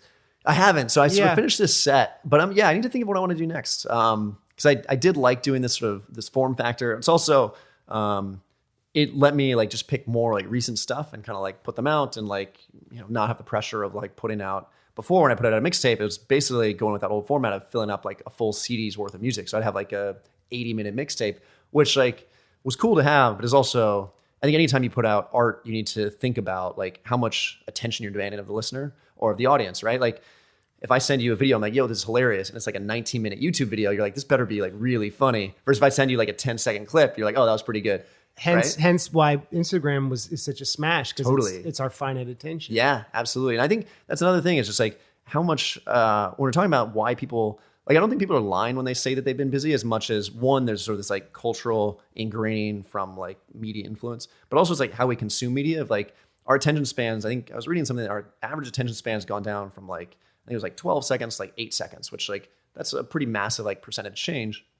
And what happens is like you feel exhausted by feeling this like these pulls of your attention going everywhere. And so it feels very busy, even though it's like looking at your phone, looking at Netflix, texting someone. Like that's not actually, you shouldn't be busy doing that, but it feels like you're busy because your attention is constantly being pulled in all these different directions. Yeah, that's a good point. And like, I wonder, living in San Francisco, do you feel, you're surrounded by beauty and like one of the most beautiful places on the planet. Do you feel more chill, or do you feel like you feel everyone's successful, frantic energy? What is your experience? Yeah, I'd like to say I feel chill. I feel like pretty chill. I'm like pretty happy in life. But yeah, I mean, I think it's interesting because like at some point you realize like success is sort of this factor of like natural talent and hard work and luck. And I think people disagree often. And it's like different for everyone of like how much each one contributes to their success. But really like the only one of those you control is hard work, right? Like it's giving yourself the most opportunities. And like you can, improve at things like via hard work. Have you ever read this book, Grit? It's like this Angela Duckworth book. And it's basically about like why you look at when people are successful, like why actually hard work matters like doubly more than other traits, because basically your skill, I'm like paraphrasing this, but like your skill in something, you have some inherent like talent you're born with. But hard work is also like contributes to like increasing that skill. So like not only does like hard work in the moment contribute to like your future success, but like your previous hard work has contributed to your ongoing skill. Right. And so it's like this double dipping with hard work. But like regardless, like those three things contribute, and like getting jealous or comparing yourself to someone else's success, like maybe the thing we should be doing is like comparing like how hard we work and how smart we're working. I think actually that's maybe even a more important thing is like how smart we're working, because otherwise you get into this thing of like people, it's almost like the busyness stuff, right? Like people are like, oh, I worked like a 14-hour day, or like I'm working so hard. And it's like, well, like you don't have good life balance, like you're going to burn yourself out. And like, that's not a good thing either. Or I think a lot of indie artists get into this pattern where they're working hard, making music. Their career might not necessarily be growing. Yeah. So they double down on the maniacal touring and like the merch and getting kind of like jaded in versus being smart about it and doing things you care about when you want to do them. Yeah. And making sure you're always like trying new things. Totally. And I think the irony of I think a lot of people I've seen fall into that, whether it's like business or music or whatever it is, of like trying to sort of like outsmart the system and be like, okay, here's what I should do to like get this goal that I want. And what they do is they actually just shift what their downside is, because your downside, if you fail at that, is like you weren't authentic to yourself and you also like aren't getting the result you wanted. Whereas like if you're doing stuff that's authentic to yourself and you're trying new things and like you're continuing to grow as an artist or, you know, as a person, whatever your sort of line of work is, your downside is that like it didn't work out, but you've built this skill set and you're like proud of the stuff you're doing and you're building. And there's still that chance that like, and probably even a better chance, and people realize that it will work out when you sort of stick with the path that means more to you. Because you're less likely to be so concerned about like hitting those numbers or like trying to, I think anytime you see people just like heads down trying to optimize for some sort of outcome-based thing that's like numbers-based, as soon as they start changing their formula up and it's like no longer authentic to them, it's like, I think people should try new ideas, but once you've like crossed that border from like, this matters to me, this is authentic to me, to like, I'm doing this just for that result, I think you see like, it's pretty rare those people succeed. And especially not long-term. You might like change it up and like get this one like huge hit. But those people generally don't have repeated success. You know, that's a great point. And I remember when one time I was talking to Weird Al and I was like, how do you know if what you're going to do is going to resonate with a big audience? Yeah. Or how do you know if it's not, you know? And he's someone who would know. And I'll never forget this. He said, he calls me Andrew. That's and awesome. He goes, Andrew, you know, you just need to do something that's meaningful to you and important to you, and hope that when you put it out in the universe, it finds its audience. Yeah. And he says, if you are trying to hit the mark and hit those numbers, you know, that's where you fail. And I never forgot that. And that was like 7 years ago. He told me that. And it kind of shifted how I feel about when I create music. You know, I always felt like I was trying to hit the trends and stuff that I felt like would be mainstream. And then I realized, no, like you need to do what matters, what you care about. And if you can monetize it, great. But if not, it's better than punching a clock when you're doing your art and feeling like just part of you dies. Right? Yeah, totally. I think it's also when you do that, it's like the art ends up, I mean, that's why it doesn't work usually, because the art suffers. Yeah. And that's cool, that bit about Weird Al too, because he's like, I mean, like the ultimate example of that, of like a guy who's had a career for what, like 30 plus years now. Yeah, right. And also like started like calling into, was it Dr. Demento's like radio show? Like he's been like on that of just like doing the stuff that matters to him. And in a way that like you can see how well that's sustained, is like he is, you know, continued to like make great stuff for a really long time. And this idea of you do it well. That's the other half of it. Exactly. You like with your beautiful like designs and making sure your show is good, and like that's important, man, because you can't. So many people I think fall victim to trying to do a bunch of stuff but not finishing it or putting that like half-assing it. Half-assing it. That really, like, I heard this quote the other day. Grasping defeat from the jaws of victory. You know, I like that. Heard that on a podcast. And I thought that was cool. So there's a cool. I mean, one thing I always think about, especially when you talk about like playing shows. There's a story I heard of.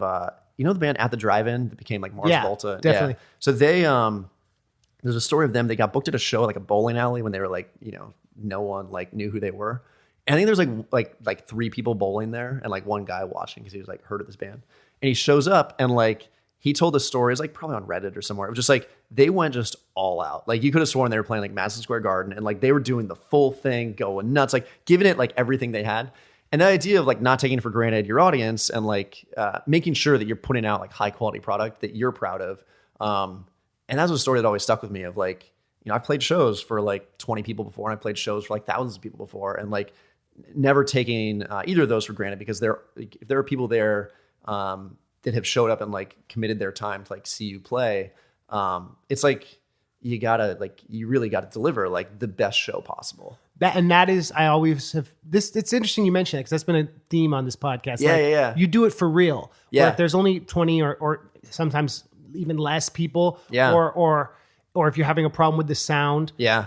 you can never have that diva attitude. You always have to do it for real. And what facilitates you doing it for real is knowing you come from an authentic place and knowing that it doesn't define you. Totally. And that was interesting today when I interviewed this guy, Howard Scott Warshaw, who was one of the original guys at Atari. Yeah. And it was he became a therapist, right? Oh, interesting. After the ET game he made kind of was like blamed for helping end Atari's reign. Oh, crazy. And so he went to become a therapist, and it like struck me that his contributions to pop culture, he didn't let that define him. Yeah. Meaning that like now he writes and he does all this creative stuff, and that's what gives you that output. Like I can see that in you being on stage, feeling that freedom because it comes from a joyful place. It's not a desperate strangling. This is all I have. Right. Yeah. That's dark. It's super dark. Yeah. No, I mean, it's like, I think it's a real thing. You want to put everything you have into your art, but you also don't want to you don't want to hedge your passion, but you also don't want to be in a spot where like you need to like have your passion conform to like what the trends are right now. And so I think it's a difficult dance, like figure out what that looks like. How do you make time to create and work on your stuff like in your day? Do you set time aside or? I try to. So I think I was talking to someone years ago, and we were talking about like how they spend their time. Because I think it was one of these conversations like, oh, I've been so busy. And I was like, oh, like how, not trying to like call them out, but also like, how have you been spending your time? And, they talk about how much they work and all this. I think one thing is like, you basically, different jobs are different for everyone. But like for me, I could probably get 8 hours of sleep, work, say like an 8 to 10 hour day. And then you have still, at worst, like 6, maybe 8 more hours. And like some of that's commuting, some of that's eating. Yeah. But like, I think we have more time, and not everyone, to be clear. Like I think some people are like working multiple jobs, like have like crazy schedules. But a lot of people actually have more free time than they think they do. And it goes to doing stuff that like is to kind of pass the time, whether it's like checking Instagram or watching Netflix or whatever it is. Or people, partying too much to try to kill that emptiness. Exactly. Yeah. Yeah. And then being hungover the next morning and like not being able to. And so there's like, I think there's more free time than people think. I've also found that for me, for whatever reason, I do it in like fairly like more intense, like creative bursts. And so I'll make a record like the Notorious XX I made in a period of about 2.5 weeks. And then, was like fiddling with it for probably another like week or so. And then listen to it a lot to like make sure I was happy with it, and it probably even like more than I needed. But I think there's something really interesting about this idea of like, we have like, if you think about how long a project or something meaningful to you takes, think about taking like a bite-sized part of that. Maybe it's like making one song, or like for me, it'd be like chopping up like a single sample and like kind of creating that habit where like in business, there's this idea of like building like a minimum viable product, or like creating like a nudge habit. And if you like sit down in front of a computer and just commit to like, I'm gonna spend 10 minutes like cutting up the sample. Say again, a nudge habit? Yeah. Let's see. Did I hear you right? Yeah. I think I like missaid what that is. There's this like behavioral scientist at Stanford, BJ Fogg, who has, I'm forgetting what he calls this, but it's basically this concept of like, if you commit to just doing some like minor action, it's habit creation. So it's like, okay. Oh, right. The idea is like, you want to start flossing, like just commit to like picking up the floss, like before you go to bed, and like put it down to start. And it's like something super simple, but like just creating that habit. And you're like, I'm holding this thing. Am I really not going to spend the 2 minutes to floss? And it nudges the action. And it nudges, it's sort of like, it encourages you that sort of like that minimum action. And it creates a habit after they say like 21 days. And so for me, like when I'm in one of these creative things, it's like, I'll be like, you know what? I want to start working on music. And like, at this point now, I can have a sort of see the vision of like, I want to make this album. But oftentimes it starts with just like, hey, I haven't like made some music. I've sort of have a couple ideas. And I think also like keeping track of what your ideas are, so that when you sit down, you're not just like that blank page syndrome of like, oh, I have no idea what I'm going to do. And if you have a couple ideas of like things you could work on, and like low pressure on yourself to just like, I want to just do this for the sake of doing it, and like more about that sort of process than the end result. I found I can like do that for a week, 2 weeks, and like have like 5, 6, 7, 10 songs that like I'm pretty happy with. And then you're in a good spot to like choose what your favorites of those are to put out an album. And it goes back to this kind of happening, this starting as a project at Columbia as your first mashups, because you were experimenting and there wasn't a lot writing on it, was it? Exactly. It was just from your heart. Yeah. And even now, like I think when I like, so it's definitely like Columbia, putting that stuff together was pretty low pressure. I mean, it's like, you want to make something that people like. But one of the really freeing things is when I made that hip hop record and put it out, I played this show at this bar that I don't even know if it's there anymore, called the West End, which is actually awesome. It's like, just like side story is like the beat poets used to like smoke cigarettes, like hang out there. So like Kerouac apparently was like every day would be like drinking and smoking outside there. That's awesome. Which is pretty cool. But anyway, so they had he was at Columbia briefly. I think so. Yeah. He was at Columbia briefly and then was like hanging out in that area with like, I think like Ginsberg and like other people of that era. That's cool. Yeah. And so like, anyway, so it was cool. I played the first show, like rap show I ever did was like in the basement of this place. And I remember like playing it. It was a fun show. I remember like going online, there was a like campus blog and like some like really like mean comments. And I expected that to be like more devastating than it was. I was like, oh, it's like a random person on the internet who like doesn't like this and like, who cares? And sort of having like early negative feedback was something that I think really freed me to be like, I can like, if I don't really care what strangers think of this, like I can just do whatever I think is good. And like, if I like it at the end of the day, that's, you know, icing on the cake. If like other people, it's like, if other people like it that aren't my friends, like that's, you know, all the much better. Yeah. But going with the expectation of like, I just want to make stuff that's up to my own personal bar. And then, it's always flattering when people do like it, but not trying to, you know, anticipate what people are going to like and using that as like the lens to create stuff. You know, it's a really dangerous thing to outsource your validation. Totally. And it's because it's a drug because like, if like you're saying, 1 million people downloaded the Notorious XX. Yeah. That's awesome. But right. then, then it's like, if you do something that only gets 900,000 downloads, right? It's like, that's still fresh as heck. So it's like a dangerous thing to like need that, those eyes on your project. And that took me a minute to like figure out that returning to this essence of like just the joy of spitting lyrics and making beats and performing them. And that's a cool thing to like come back to come home to yourself like that. And I feel like the Bay for me, you know, like before I saw you, I was walking around the area and walked past the studio where I did the Digital Gangster record. Yeah. And thinking about like the Bay for me has always been a grounding place because it's where I just started doing my stuff in an uninhibited way. Really? And I always love coming back here and connecting with other artists and people who have done other things. And it just reminds me, I don't know, it reminds me that I think things happen for a reason. Yeah. And I think that like, the way we live forever is to find the things we're passionate about and share that inspiration. And the fact that my inspiration and connecting with you in some part played like a tiny part in major part in your journey. Dude, seriously. Yeah. Like that got me on the path. It was huge for me. It means a lot to me, man. It means a ton to me. It's cool. And I always love when I like hearing what you're doing and like, it meant a lot to me when you popped up in my show when I was in town. And of course, I'll always be like proud to know you. And it's cool to talk to you, man. Dude, the feeling is mutual. It's, I always love catching up with you. And it's always great hearing the latest from you. Thanks, man. Let's talk. So what do you got coming up? Do you have anything you want to plug? Yeah.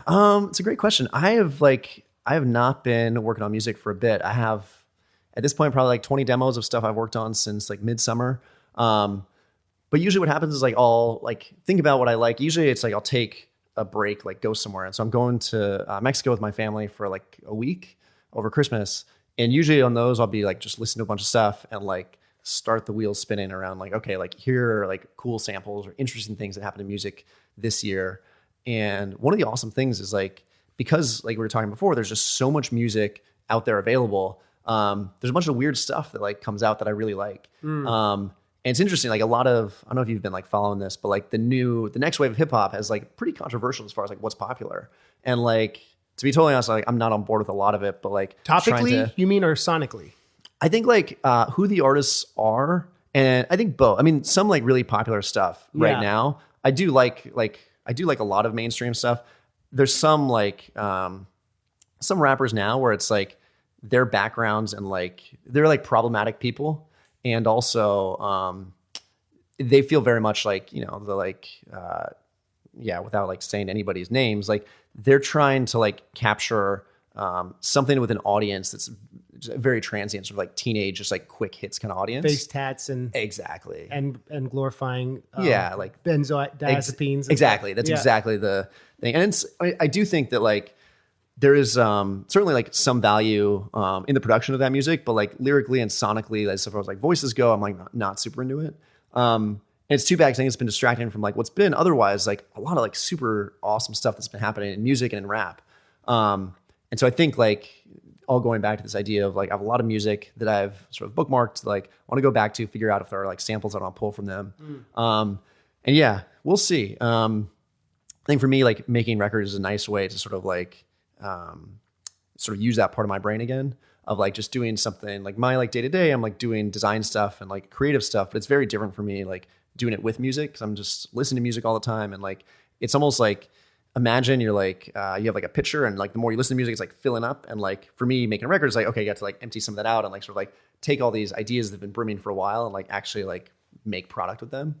And so I think I'm getting to that point where it's like that pitcher is getting pretty full. And so I need to like go through and like figure out, putting out probably a record, early next year. Cool. Yeah. The holidays are a good time for reconnecting with the music we love. Don't you agree? I agree. Yeah.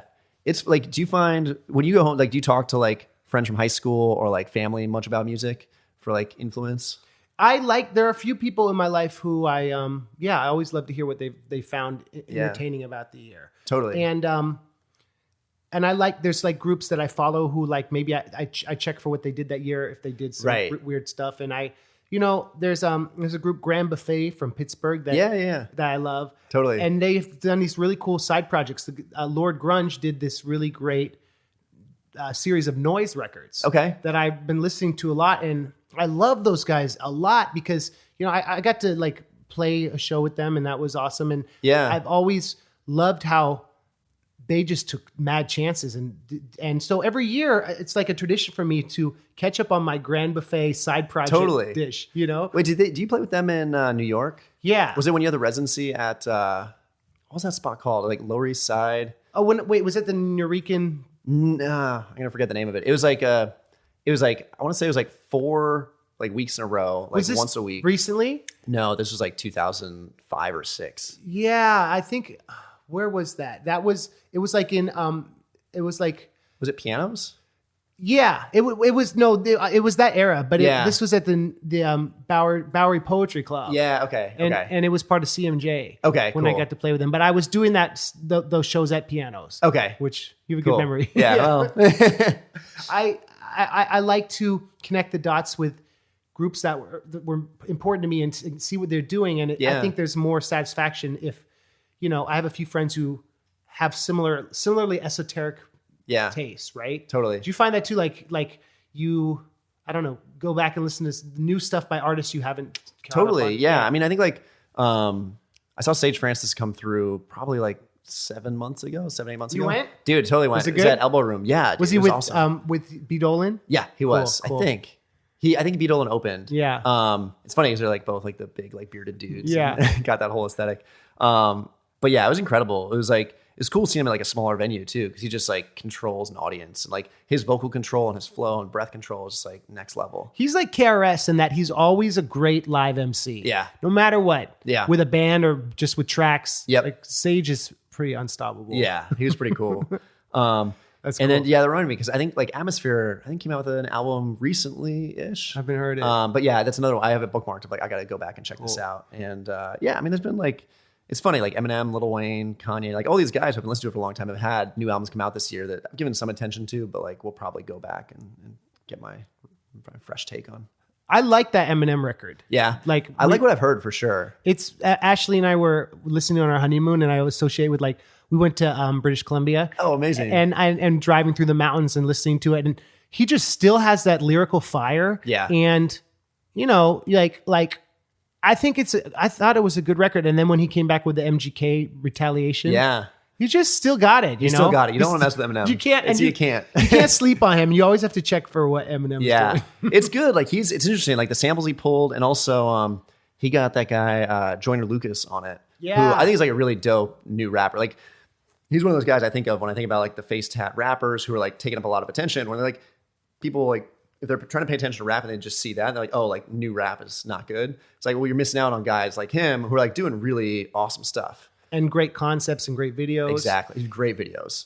I remember when I posted something about, this is funny, like a few years ago, I posted about how I was into Action Bronson and Danny Brown and new MCs I liked. And you messaged me like, I like those new rappers too. Dude, like, absolutely. Charlie likes what I'm into now. I'm on the right track. Yeah. You can't, this comes up sometimes when I talk to some of the older nerdcore guys. Yeah. You can't all of a sudden say, oh, new rap now. As rap sucks now. I hate it when people say that's a that. dangerous place. I hate it when people say that. Yeah. I remember having this thought when I was like a teenager. And like, it was cool. My dad used to like, he knew that I was into rap. He was like not super into rap.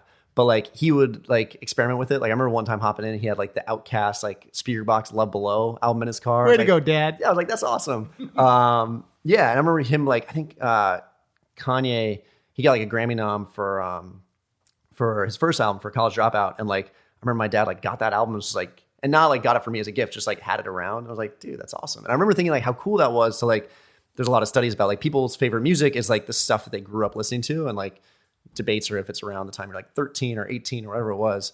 But like I always thought like what a tragic thing to be like stuck in this, like you get to a certain time you're like I don't like new music, and it's like that's awful. Like think about if you had that with like any other thing in your life where you're like I don't like new whatever, like new movies, like new meeting new friends, like how like basically the richness of life you're like missing out on by like refusing to or just deciding you don't want to listen to like other new music. You were a psych major, right? I was, yeah. So I remember there's learning about classical conditioning versus operant conditioning. Oh man, taking me back. And how like the classical conditioning would be Pavlov, right? Yeah. You hear a song, a Taking Back Sunday song you like, you remember a great memory from high school. Yeah. And then operant conditioning is the rat knowing if he or she pushes the pedal and the pellet comes out. Button, right? And so you kind of want to have both classical and operant conditioning with music. You want to know that like if you open your mind to something new, you'll get satisfaction from it. But there's those songs you like in your wheelhouse, right? Yeah. Yeah. I think it's also, I mean, one thing that's interesting too is like if there are new genres you start to like more like as you progress the music. Because it's like, I mean, I remember us talking about like punk rock like a while back, and we also listened to a bunch of hip hop, and like these are, I guess like genres that have like similar ethos behind them, but like sonically sound largely pretty different. And then I found like one genre I've been listening to a lot, like in the last say like 5-6 years, is more like random like ambient like Sigur Rós, like old Brian Eno, just like cool stuff like that. And like I have this theory that there's like a perfect song for like a perfect time for everyone, and like trying to find what that is. And like for me, like I found that like mellowing out, like about to go to sleep, like sometimes I'll listen to like Rick Ross, but most of the time it'll be like an old like Brian Eno, like music for airports kind of thing, or like a Sigur Rós album, or finding like new genres is like a really cool thing as you get older to be like, oh, I actually really appreciate this thing that like I never would have given the time of day to like 10 years ago. That has then all the artists and the discographies of this stuff. Right. And it's like such a rich dope history that you like can see like who was in conversation with each other. And like, and one of my favorite things like about music is like seeing not only how things progress, and actually with hip hop especially, is like I almost think of like Lil Wayne, Eminem, Kanye. These are like narratives I've been following now for like 15 years. And it's like every time they have a new album, it's almost like you get an update on like what's going on in their lives. And like, it's pretty cool, like being able to see like who's friends with who. And like, it's in a lot of ways, like, I mean, hip hop is storytelling, but when people say that, I think they think of it as like an album is a story. And actually like the whole genre is a story. And like, because it's so collaborative, like seeing how people interact with each other and like who's on whose side and what they're talking about, what the subliminals are, like that's always been super interesting to me. And I don't think like that sort of fabric across the genre is necessarily as rich, or at least I don't understand it to be as rich in other genres, but there is still elements of that as far as like people making reference to and like collaborating with people in these other genres I'm like just starting to like get into. Yeah. And I mean, and that's what's great about rap, because it's so personal. Yeah. The best rappers are themselves. Totally. And one of my favorite artists in the past 5 years is Lil Peep. Yeah. Were you into him? Yeah, I was. Yeah. Yeah, he was interesting because it's funny. He's one of those people that I think probably got branded as like part of that sort of face tat rap, and I initially dismissed. And then it was like Diplo or someone who I would not have expected to be like, oh, like this guy's like pretty dope. Yeah. Started listening to him, but like unfortunately, like pretty late in his career. But yeah, I did like his stuff. I like how he fused the things that you and I grew up enjoying, and it didn't feel hackneyed or cliched. It felt like the young generation doing something dope with emo and rap and SoundCloud stuff. And totally. It's interesting. It's a sad thing because it's like, here was a guy who could have done a lot, and it was totally an accident. And it was just like clearly on his way to like, to changing a lot of music. Yeah. And it's interesting, man, because it's like, you talked about that new wave of music, and I think rap always is like the canary in the coal mine. It reflects where we're going and like what's good about our culture, but what's bad about it. Yeah. And it's this escape now, and it's this our obsession with attention and views and the violence and rest in peace XXX Tentacion, but like his problematic history with women and totally how we construe gender. And I mean, I think my point in saying all this is even when the modern stuff is problematic, you need to be up on it because it keeps you young. Yeah. And it keeps you relevant. And thank goodness for like Spotify and tastemakers and people. And you know what I mean? Like the ability to follow these strains in a way. Yeah. Right? Yeah. And I think, I mean, for all the issues that Instagram might cause as far as like people's like addiction stuff, it's also another medium that I think people connect with musicians a lot on, right? Like I think, if you look at like rappers that had like the level of fame as like XXX Tentacion, if that was like 10 years ago, like I don't think based on like number of people who like heard that music, if it was the same number, like there'd be that sort of like same kind of like public response to his death. But because like people felt this like very strong connection to him, in part from his music, in part from like his personality, like on Instagram, and like being able to connect with artists, I think that is like a really powerful thing in hip hop today that like people take advantage of in mostly good ways and sometimes not so good ways. But like people want stories and narratives and characters and people to root for. And I think Instagram provides like a window into like, I mean, how dope would that have been to see like, Big Ear Tupac's like Instagram feed for like the, couple years before they passed away, or like Eminem on the come up of like meeting Dre and like seeing what that Instagram, like that'd be amazing. And like being able to have that window into somebody's life, I think really connects you with the artist a lot more. And I think that's why hip hop as a genre is like, I would guess, I mean, I have no data on this, but I'd assume that like rappers, if you look at the ratio of sort of like number of followers and interactions they have on Instagram is going to be much higher than like equivalent, like people with like number of plays on Spotify and like rock bands. And I mean, maybe DJs, but like, they're characters that people really want to like understand more about, because it's really more, it's often about, well, it's about two things. It's about the hooks and about the characters. Yeah. And if you have those two things and you're persistent, you're going to do okay. Yeah. And that's cool. I think so. And also, I mean, one of my, sort of without sounding too curmudgeonly, one of my things with like the new wave of rappers is like the focus sometimes being so much on that character and not as much on the music. And so I think, what happens is like there's a natural sorting mechanism where if the music isn't good, like you're going to not, you're not going to make it for more than a couple months. Versus if you are making like high quality music, like that will persist. And like, I think one of my favorite rappers now is Vince Staples. I don't know if you like listen to his stuff. He's awesome. He's an awesome dude. Like he's got like, I think really thoughtful takes on like a lot of things. And just like, I think he's hilarious. Like probably my favorite interview in hip hop is just like every one of his interviews, he's just like filled with like amazing, like nuggets of like wisdom and just like great sound bites. And then also his music is like really like fire music. And like he bridges those two, I think, in a really awesome way. Yeah. I remember he has that album where it's like a burning house. Yeah. I think, that's pretty old now. Yeah, it's pretty old. I think that's Hell Can Wait. And they had this one Summertime '06, which was a double album, really good. And then he had one that was like, it's funny, there's sort of this trend, I think, in hip hop of like a little more sort of like emo, just emotions in hip hop. And so he had one that came out, I got a blank on the name. It was like a 7-song EP that was like very personal and very like dark thoughts kind of like going through his head. And it's interesting, like seeing that trend of like, I think rappers, there's still that notion of like brag about the typical stuff that people brag about in rap. There's also like if you listen to this guy, Juice WRLD at all, he's got a song that sounds like it could be like a Blink-182 song from like 20 years ago. But it's like in rap form and feels like very authentic to like him and his style. And I think he like hit number 1 like earlier this year. I think it's Lucid Dreams. And it's cool seeing like people like, because there's so many people experimenting with different stuff in hip hop now too, that like, and they know that like them putting themselves out there as sort of like vulnerable characters, it creates like more multidimensional rappers, or it should. And that's been a cool trend to see. I've like really liked that about this sort of new wave of rap. Do you listen to Denzel Curry? Yeah, I do a little bit. Tight. He's tight. I like him a lot. And I've been a fan of, even though it's darker, the Suicide Boys stuff. I've heard of them. I haven't listened to their stuff though. They're dope. The production's dope. I mean, it's dark, and it's they have a few guys that work with this guy Fat Nick and this guy Ghost Main. Okay, but it feels like it's a mixture of like death metal. Okay.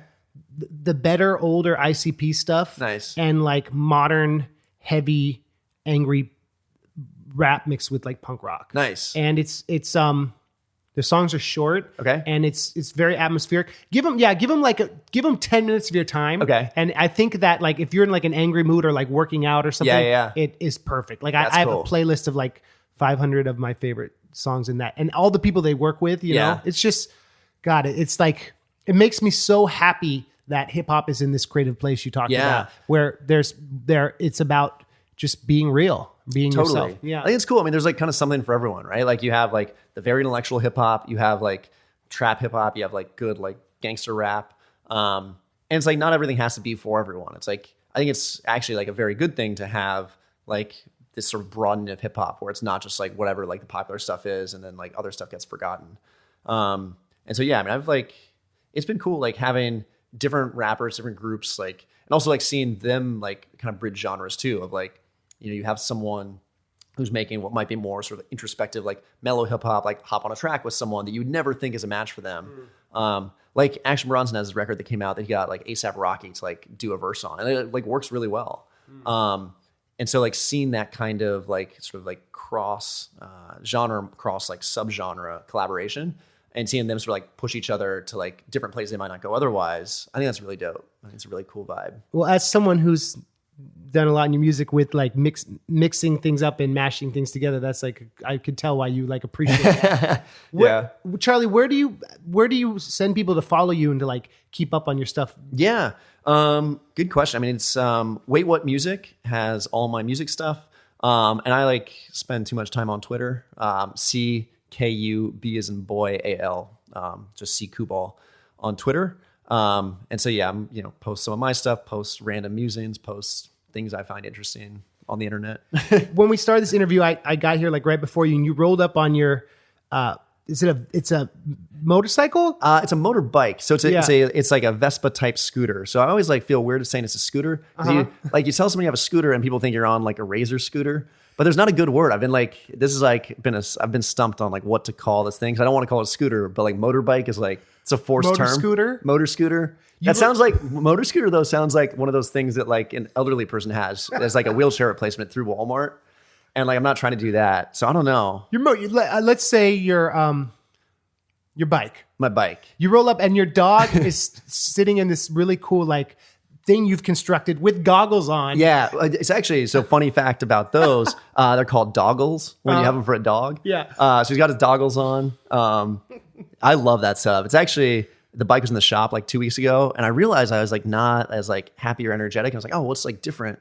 And honestly, it's like that ride, like being able to like feel the wind in your face and like just zip through traffic in San Francisco and not deal with like the hassles of parking or like trying to use like Lyft or Uber. And like he's into it. He's like a 15-pound like little terrier dog named Rufus. And yeah, he sits in that carrier. He has his dog goggles, his doggles on. And then also like the Bluetooth speaker so I can like just listen to music. Yeah, you were bumping your jams. Yeah, dude, I love that. It's like I'm in a very good zone where I'm traveling now. You have a little section on your page about your dog. Yeah. I'm like one of these people who was like very dismissive of like people get like too into their pets. I was like, that's ridiculous. How are you going to buy a dog a sweater? You're like an adult person. And then like I got this dog, and next thing you know, I'm like putting him in a sweater and like taking a picture. And it's not like an everyday thing, not to give anyone like the wrong impression. Like I'm like that level of obsessed with the dog. It's like a Halloween and Christmas thing, but still, his dog Rufus, he's almost 6. He's like a rescue from the Mission SPCA. He's got a cool personality. We spend a lot of time together. I take him to work. He's a rescue? Yeah, he's a rescue. That's awesome. Yeah, he's cool. He's it's cool like because he's got like a cool personality of a dog where it's like he's like psyched to see me, but he's not putting up with like a bunch of bullshit. So I had this funny thing where like the night before shows, he was probably like a year old. I was at my old apartment and I was producing like a couple tracks I want to play live, and like did this thing where I don't know if you ever get into this, but you like start something and like you just end up staying up way too late doing it. And like he's kind of looking at me like, come on, man, it's like 12:30, 1:30. It's like Thursday night, the lights are on, I'm trying to go to sleep. Looks unhappy. He crawls under the couch. I'm like, oh man, that's not good. So I'm like wrapping up, spend another probably like half hour doing it. I'm like, all right, Rue, like, come on, like time to go to bed. And I'm exhausted. I got like work the next day before this like Friday night show. And I'm like brushing my teeth, and he hops on top of the bed, turns and looks at me and just pees all over the bed. It was like, don't ever mess with me again. I was like, okay. Don't ever keep me up late with your music. Exactly. Like I'm not a fan of your rap music and what you're trying to do here. When you're at work, what does he just chill with you at your desk? Yeah, I take him for walks throughout the day. There's a bunch of other dogs that like hang out, both at IDEO and at the both at my startup and at Life 360 also. So like, there's like a good number of like dogs he hangs out with during the day. He's pretty mellow. Like he's got a dog bed, which is actually funny. Like when I got him, my dad had like never met him. My dad like texts me. He's like, yo, I'm by the office right now. I got a gift for Rufus. My dad's like a big dog guy. I'm like, oh, that's awesome. Like, let's, I'll meet you and get it. And it was like the Costco, like XL dog bed, like for like 100-pound dog. And so it basically looks like a baby lying on like Shaq's bed. There's like just so much room. He could roll over like 3 times, like not get to the other side of it. So it's just like comically large dog bed that he like lounges in, and he's very protective of. That's the one time that he like does not want other dogs around, is they get too close to his bed. It's like under your desk? Or yeah, like exactly. It's like right next to my desk. And it's cool. He's like, I think he likes just like being around people and kind of like keeping it mellow. And we like go for walks around, and he's very curious about the world, which I appreciate. I think dogs like do a good job of like making people kind of like slow down and like actually like appreciate the world around them. He's like his owner. Yeah. Curious. San Francisco's a great city to have a dog, right? It is. It's really nice. Yeah. They like a lot of good dog parks. And like there's actually like some coffee shops that have outdoor areas. You can like bring your dog in. Can you bring him on BART, or do people? Yeah. I'm trying to remember. So you can definitely bring them on BART. Caltrain is like a little bit touch and go. I've brought them on before. But I think like there are some rules that like, I think basically with like dogs generally, one, it's like any food establishment, like I totally get like it's you have to have like healthy food and not have like dog hair like in there, which totally makes sense. I think for a lot of stuff, if people don't want dogs somewhere, it's because like they don't want to have to make rules against having like really rowdy dogs or like 100+ pound dogs. But like generally he's like 15 pounds, like pretty mellow. I don't try and like push it to places where he's not allowed, but it's, he's never been a problem. And like for the most part, people are totally fine. So yeah, I hang out with him like a good amount. So if you go to ChalieKubal.com, right? Yeah. You have pictures in a section on Yeah, he's got his own Instagram account. I don't know if I ever told you this story, but like I one time like posted a picture of him. I never posted anything on Reddit. Posted it on like one of the subreddits, went to sleep, woke up, and like got a bunch of texts from friends be like, this picture of Rufus is on the front page of Reddit. Like, that's crazy. And there's all these like comments and stuff, and like people like trying to guess which park in San Francisco it's from. And I was like, this is nuts. I'm going through like hundreds of comments. And that was crazy. And then like 3 weeks later, someone like reposted it so that he got like, all their karma for it being posted. What was the picture? It's a picture of him at Corona Heights, which is this park in San Francisco that I used to go to with him like a couple days a week. Anyway, so he's there and sort of like wind in his face and like this really cool like background of the sky. And he like has this like majestic looking like dark beard with this sort of lighter coat. And it's a very regal looking photo. And anyway, so it's on Reddit, and this person reposts it. Like, I think it hit the front page again. I was like, that's crazy. Like, this is like all happening again. And later that afternoon, Ellen DeGeneres' Instagram posts the picture, and it like blows up. What? And so yeah, that's like Rufus's claim to fame is Ellen posted him on her Instagram, but like didn't tag him, which I was like kind of bummed about. So he like didn't get any of the follows. But whatever, he was, famous. And actually, okay, so that I thought was gonna be the craziest. Yeah. And then I was in LA like 2 years ago, and I'm at brunch with like some friends, and I look, and there's this lady like with a tote bag, like one of these like canvas totes, and the picture is printed on a canvas tote. Yes. And I was like, how do I like? And she was walking by, and like my immediate compulsion is like, I need to like stop this lady, figure out like how she got that bag. And then I like imagine how that conversation would play out to be like, oh yeah, that's a picture of my dog on your bag, which like would have sounded like a very like weird thing to say to a stranger. Right. So I didn't chase her down. Probably would have been stoked though. Maybe, yeah. Depends on if I think she's on the phone or. Yeah. And also, I feel like I worry it could come off as like a really bad pickup line if she's like, no. That's awesome. But yeah, it was super cool. I was like, that's amazing. So did you find out who's selling these, or did No she idea. print it on? Yeah, I doubt that she like went to the trouble of like, maybe she did. I have no idea. I've never seen them any other time. It's one of those things where I like, it almost feels like a dream, but I remember the visual like so clearly. Like, that's crazy, that photo I took on. That's actually like, like modern like thing where you take a picture on your phone, you post it on Instagram, then it gets on Reddit, then the celebrity sees it, posts, and then someone prints a bag up, and then you see the bag. It's like, what a crazy, just like, yeah, it's like a microcosm of like how the internet works and like affects our day-to-day lives. And or doing a mashup that's number one in Hype Machine. It's like, yeah, that's cool, man. Yeah, it's kind of nuts. Well, thank you for talking to me. Dude, this thank has you been for talking very to me. good. This has been a blast. I really enjoyed it. And so check out Chalie on Twitter and on Instagram. Yeah, on Instagram, C Kubal also. I like switched my handle from like a Wait What like related handle to like be all C Kubal recently. It was like it's like digital growing up where you like all your personalities come together to be one. Where can they get the Family Circus parody book? It's linked on waitwhatmusic.com, but also Cirque spelled like Cirque du Soleil style, so like CIRQUE, disobey.com. So yeah, cirquedisobey.com has the book, and you can get it the digital version. You can get like canvas prints, like the one that I had at the art show. Or you can also get the physical book, and I'll send you a copy. And if you send me a note, I'll like write something to you if you want. Do you think you'll do another one? I'd like to, yeah. I wonder if I do like the Family Circus again, or I always have like ideas bumping around. Far Side, dude. Far Side would be cool. Yeah. It would be very cool. With It's also, like rock lyrics, maybe. Yeah, that's a good idea. Yeah. I like that. Yeah. Oh, that's something to think about. That's a good one. Yeah, no, that'd be cool. That'd be super cool. Keep your eyes peeled. We never know what Charlie's going to do next. Yeah, hopefully some good stuff.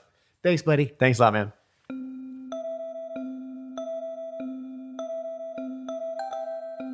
Yeah, this album is dedicated to all the teachers that told me I never amount to nothing. To all the people that lived above the buildings that I was hustling from that called the police on me when I was just trying to make some money to feed my daughter. And to all my peoples in the struggle, you know what I'm saying? It's all good, baby, baby. It was all a dream. I used to read Word Up magazine, Salt and Pepper and Heavy D up in the limousine, hanging pictures on my wall. Every Saturday, rap attack, Mr. Magic Molly Mall. I let my tape rock till my tape pop, smoking weed and bamboo, sipping on private stock. Way back when I had the red and black lumberjack with the hat to match. Remember rapping Duke?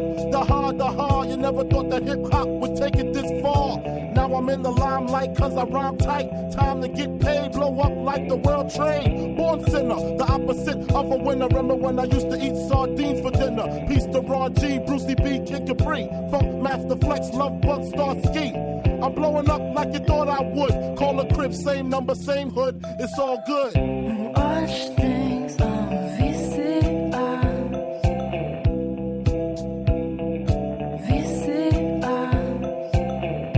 Watch things on VCR.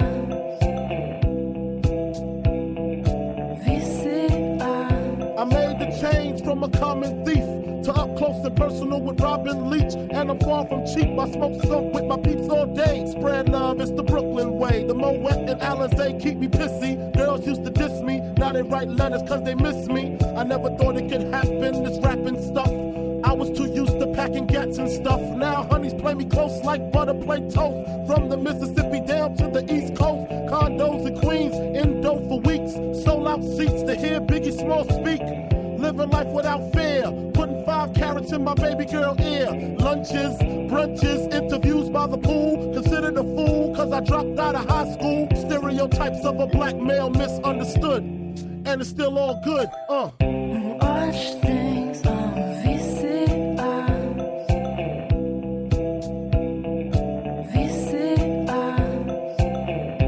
Watch things on VCR.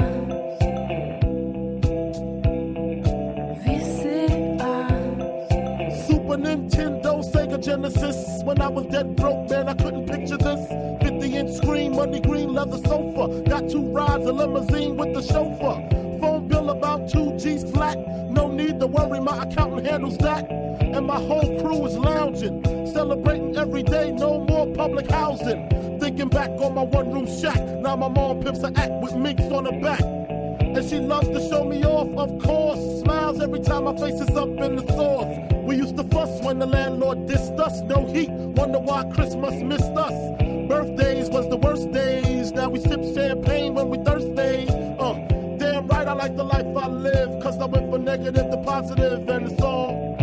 Watch things on VCR.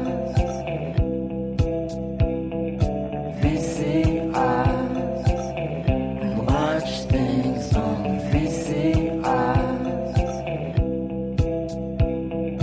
VCR. 'Cause I know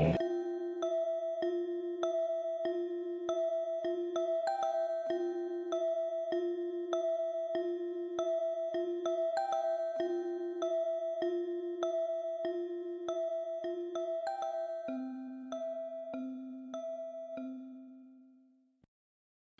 thank you, Charlie. Be sure to follow my homie's activities. He's a very interesting guy doing cool stuff. Next week, speaking of interesting Bay Area legends, we've got Peck the Town Crier. So Chris Peck is a musical legend I've looked up to since I was a kid. His dad and my dad went to college together, and his brother is my sister's godbrother. It's kind of confusing, but he's like a cousin to me, and we grew up hanging out a lot. He always supported my music. We were roommates for a while in Marin County, and he is the reason why I met my wife, Ashley. He played me the Handjob Academy videos early on. He introduced me to Ashley's music before I met her. So I have Chris to thank, because when I met her, I was like, oh, I know this woman from her videos. So anyway, Chris has an album coming out next week, and it's called Ancient Baby. We talk about what it was like to work on his album. He spent years on it, and it's a very different perspective than, my whole thing is with music. I put out 24 songs a year and then albums, and Chris is the kind of guy who's more focused and urgent with his material. You would say I'm more urgent.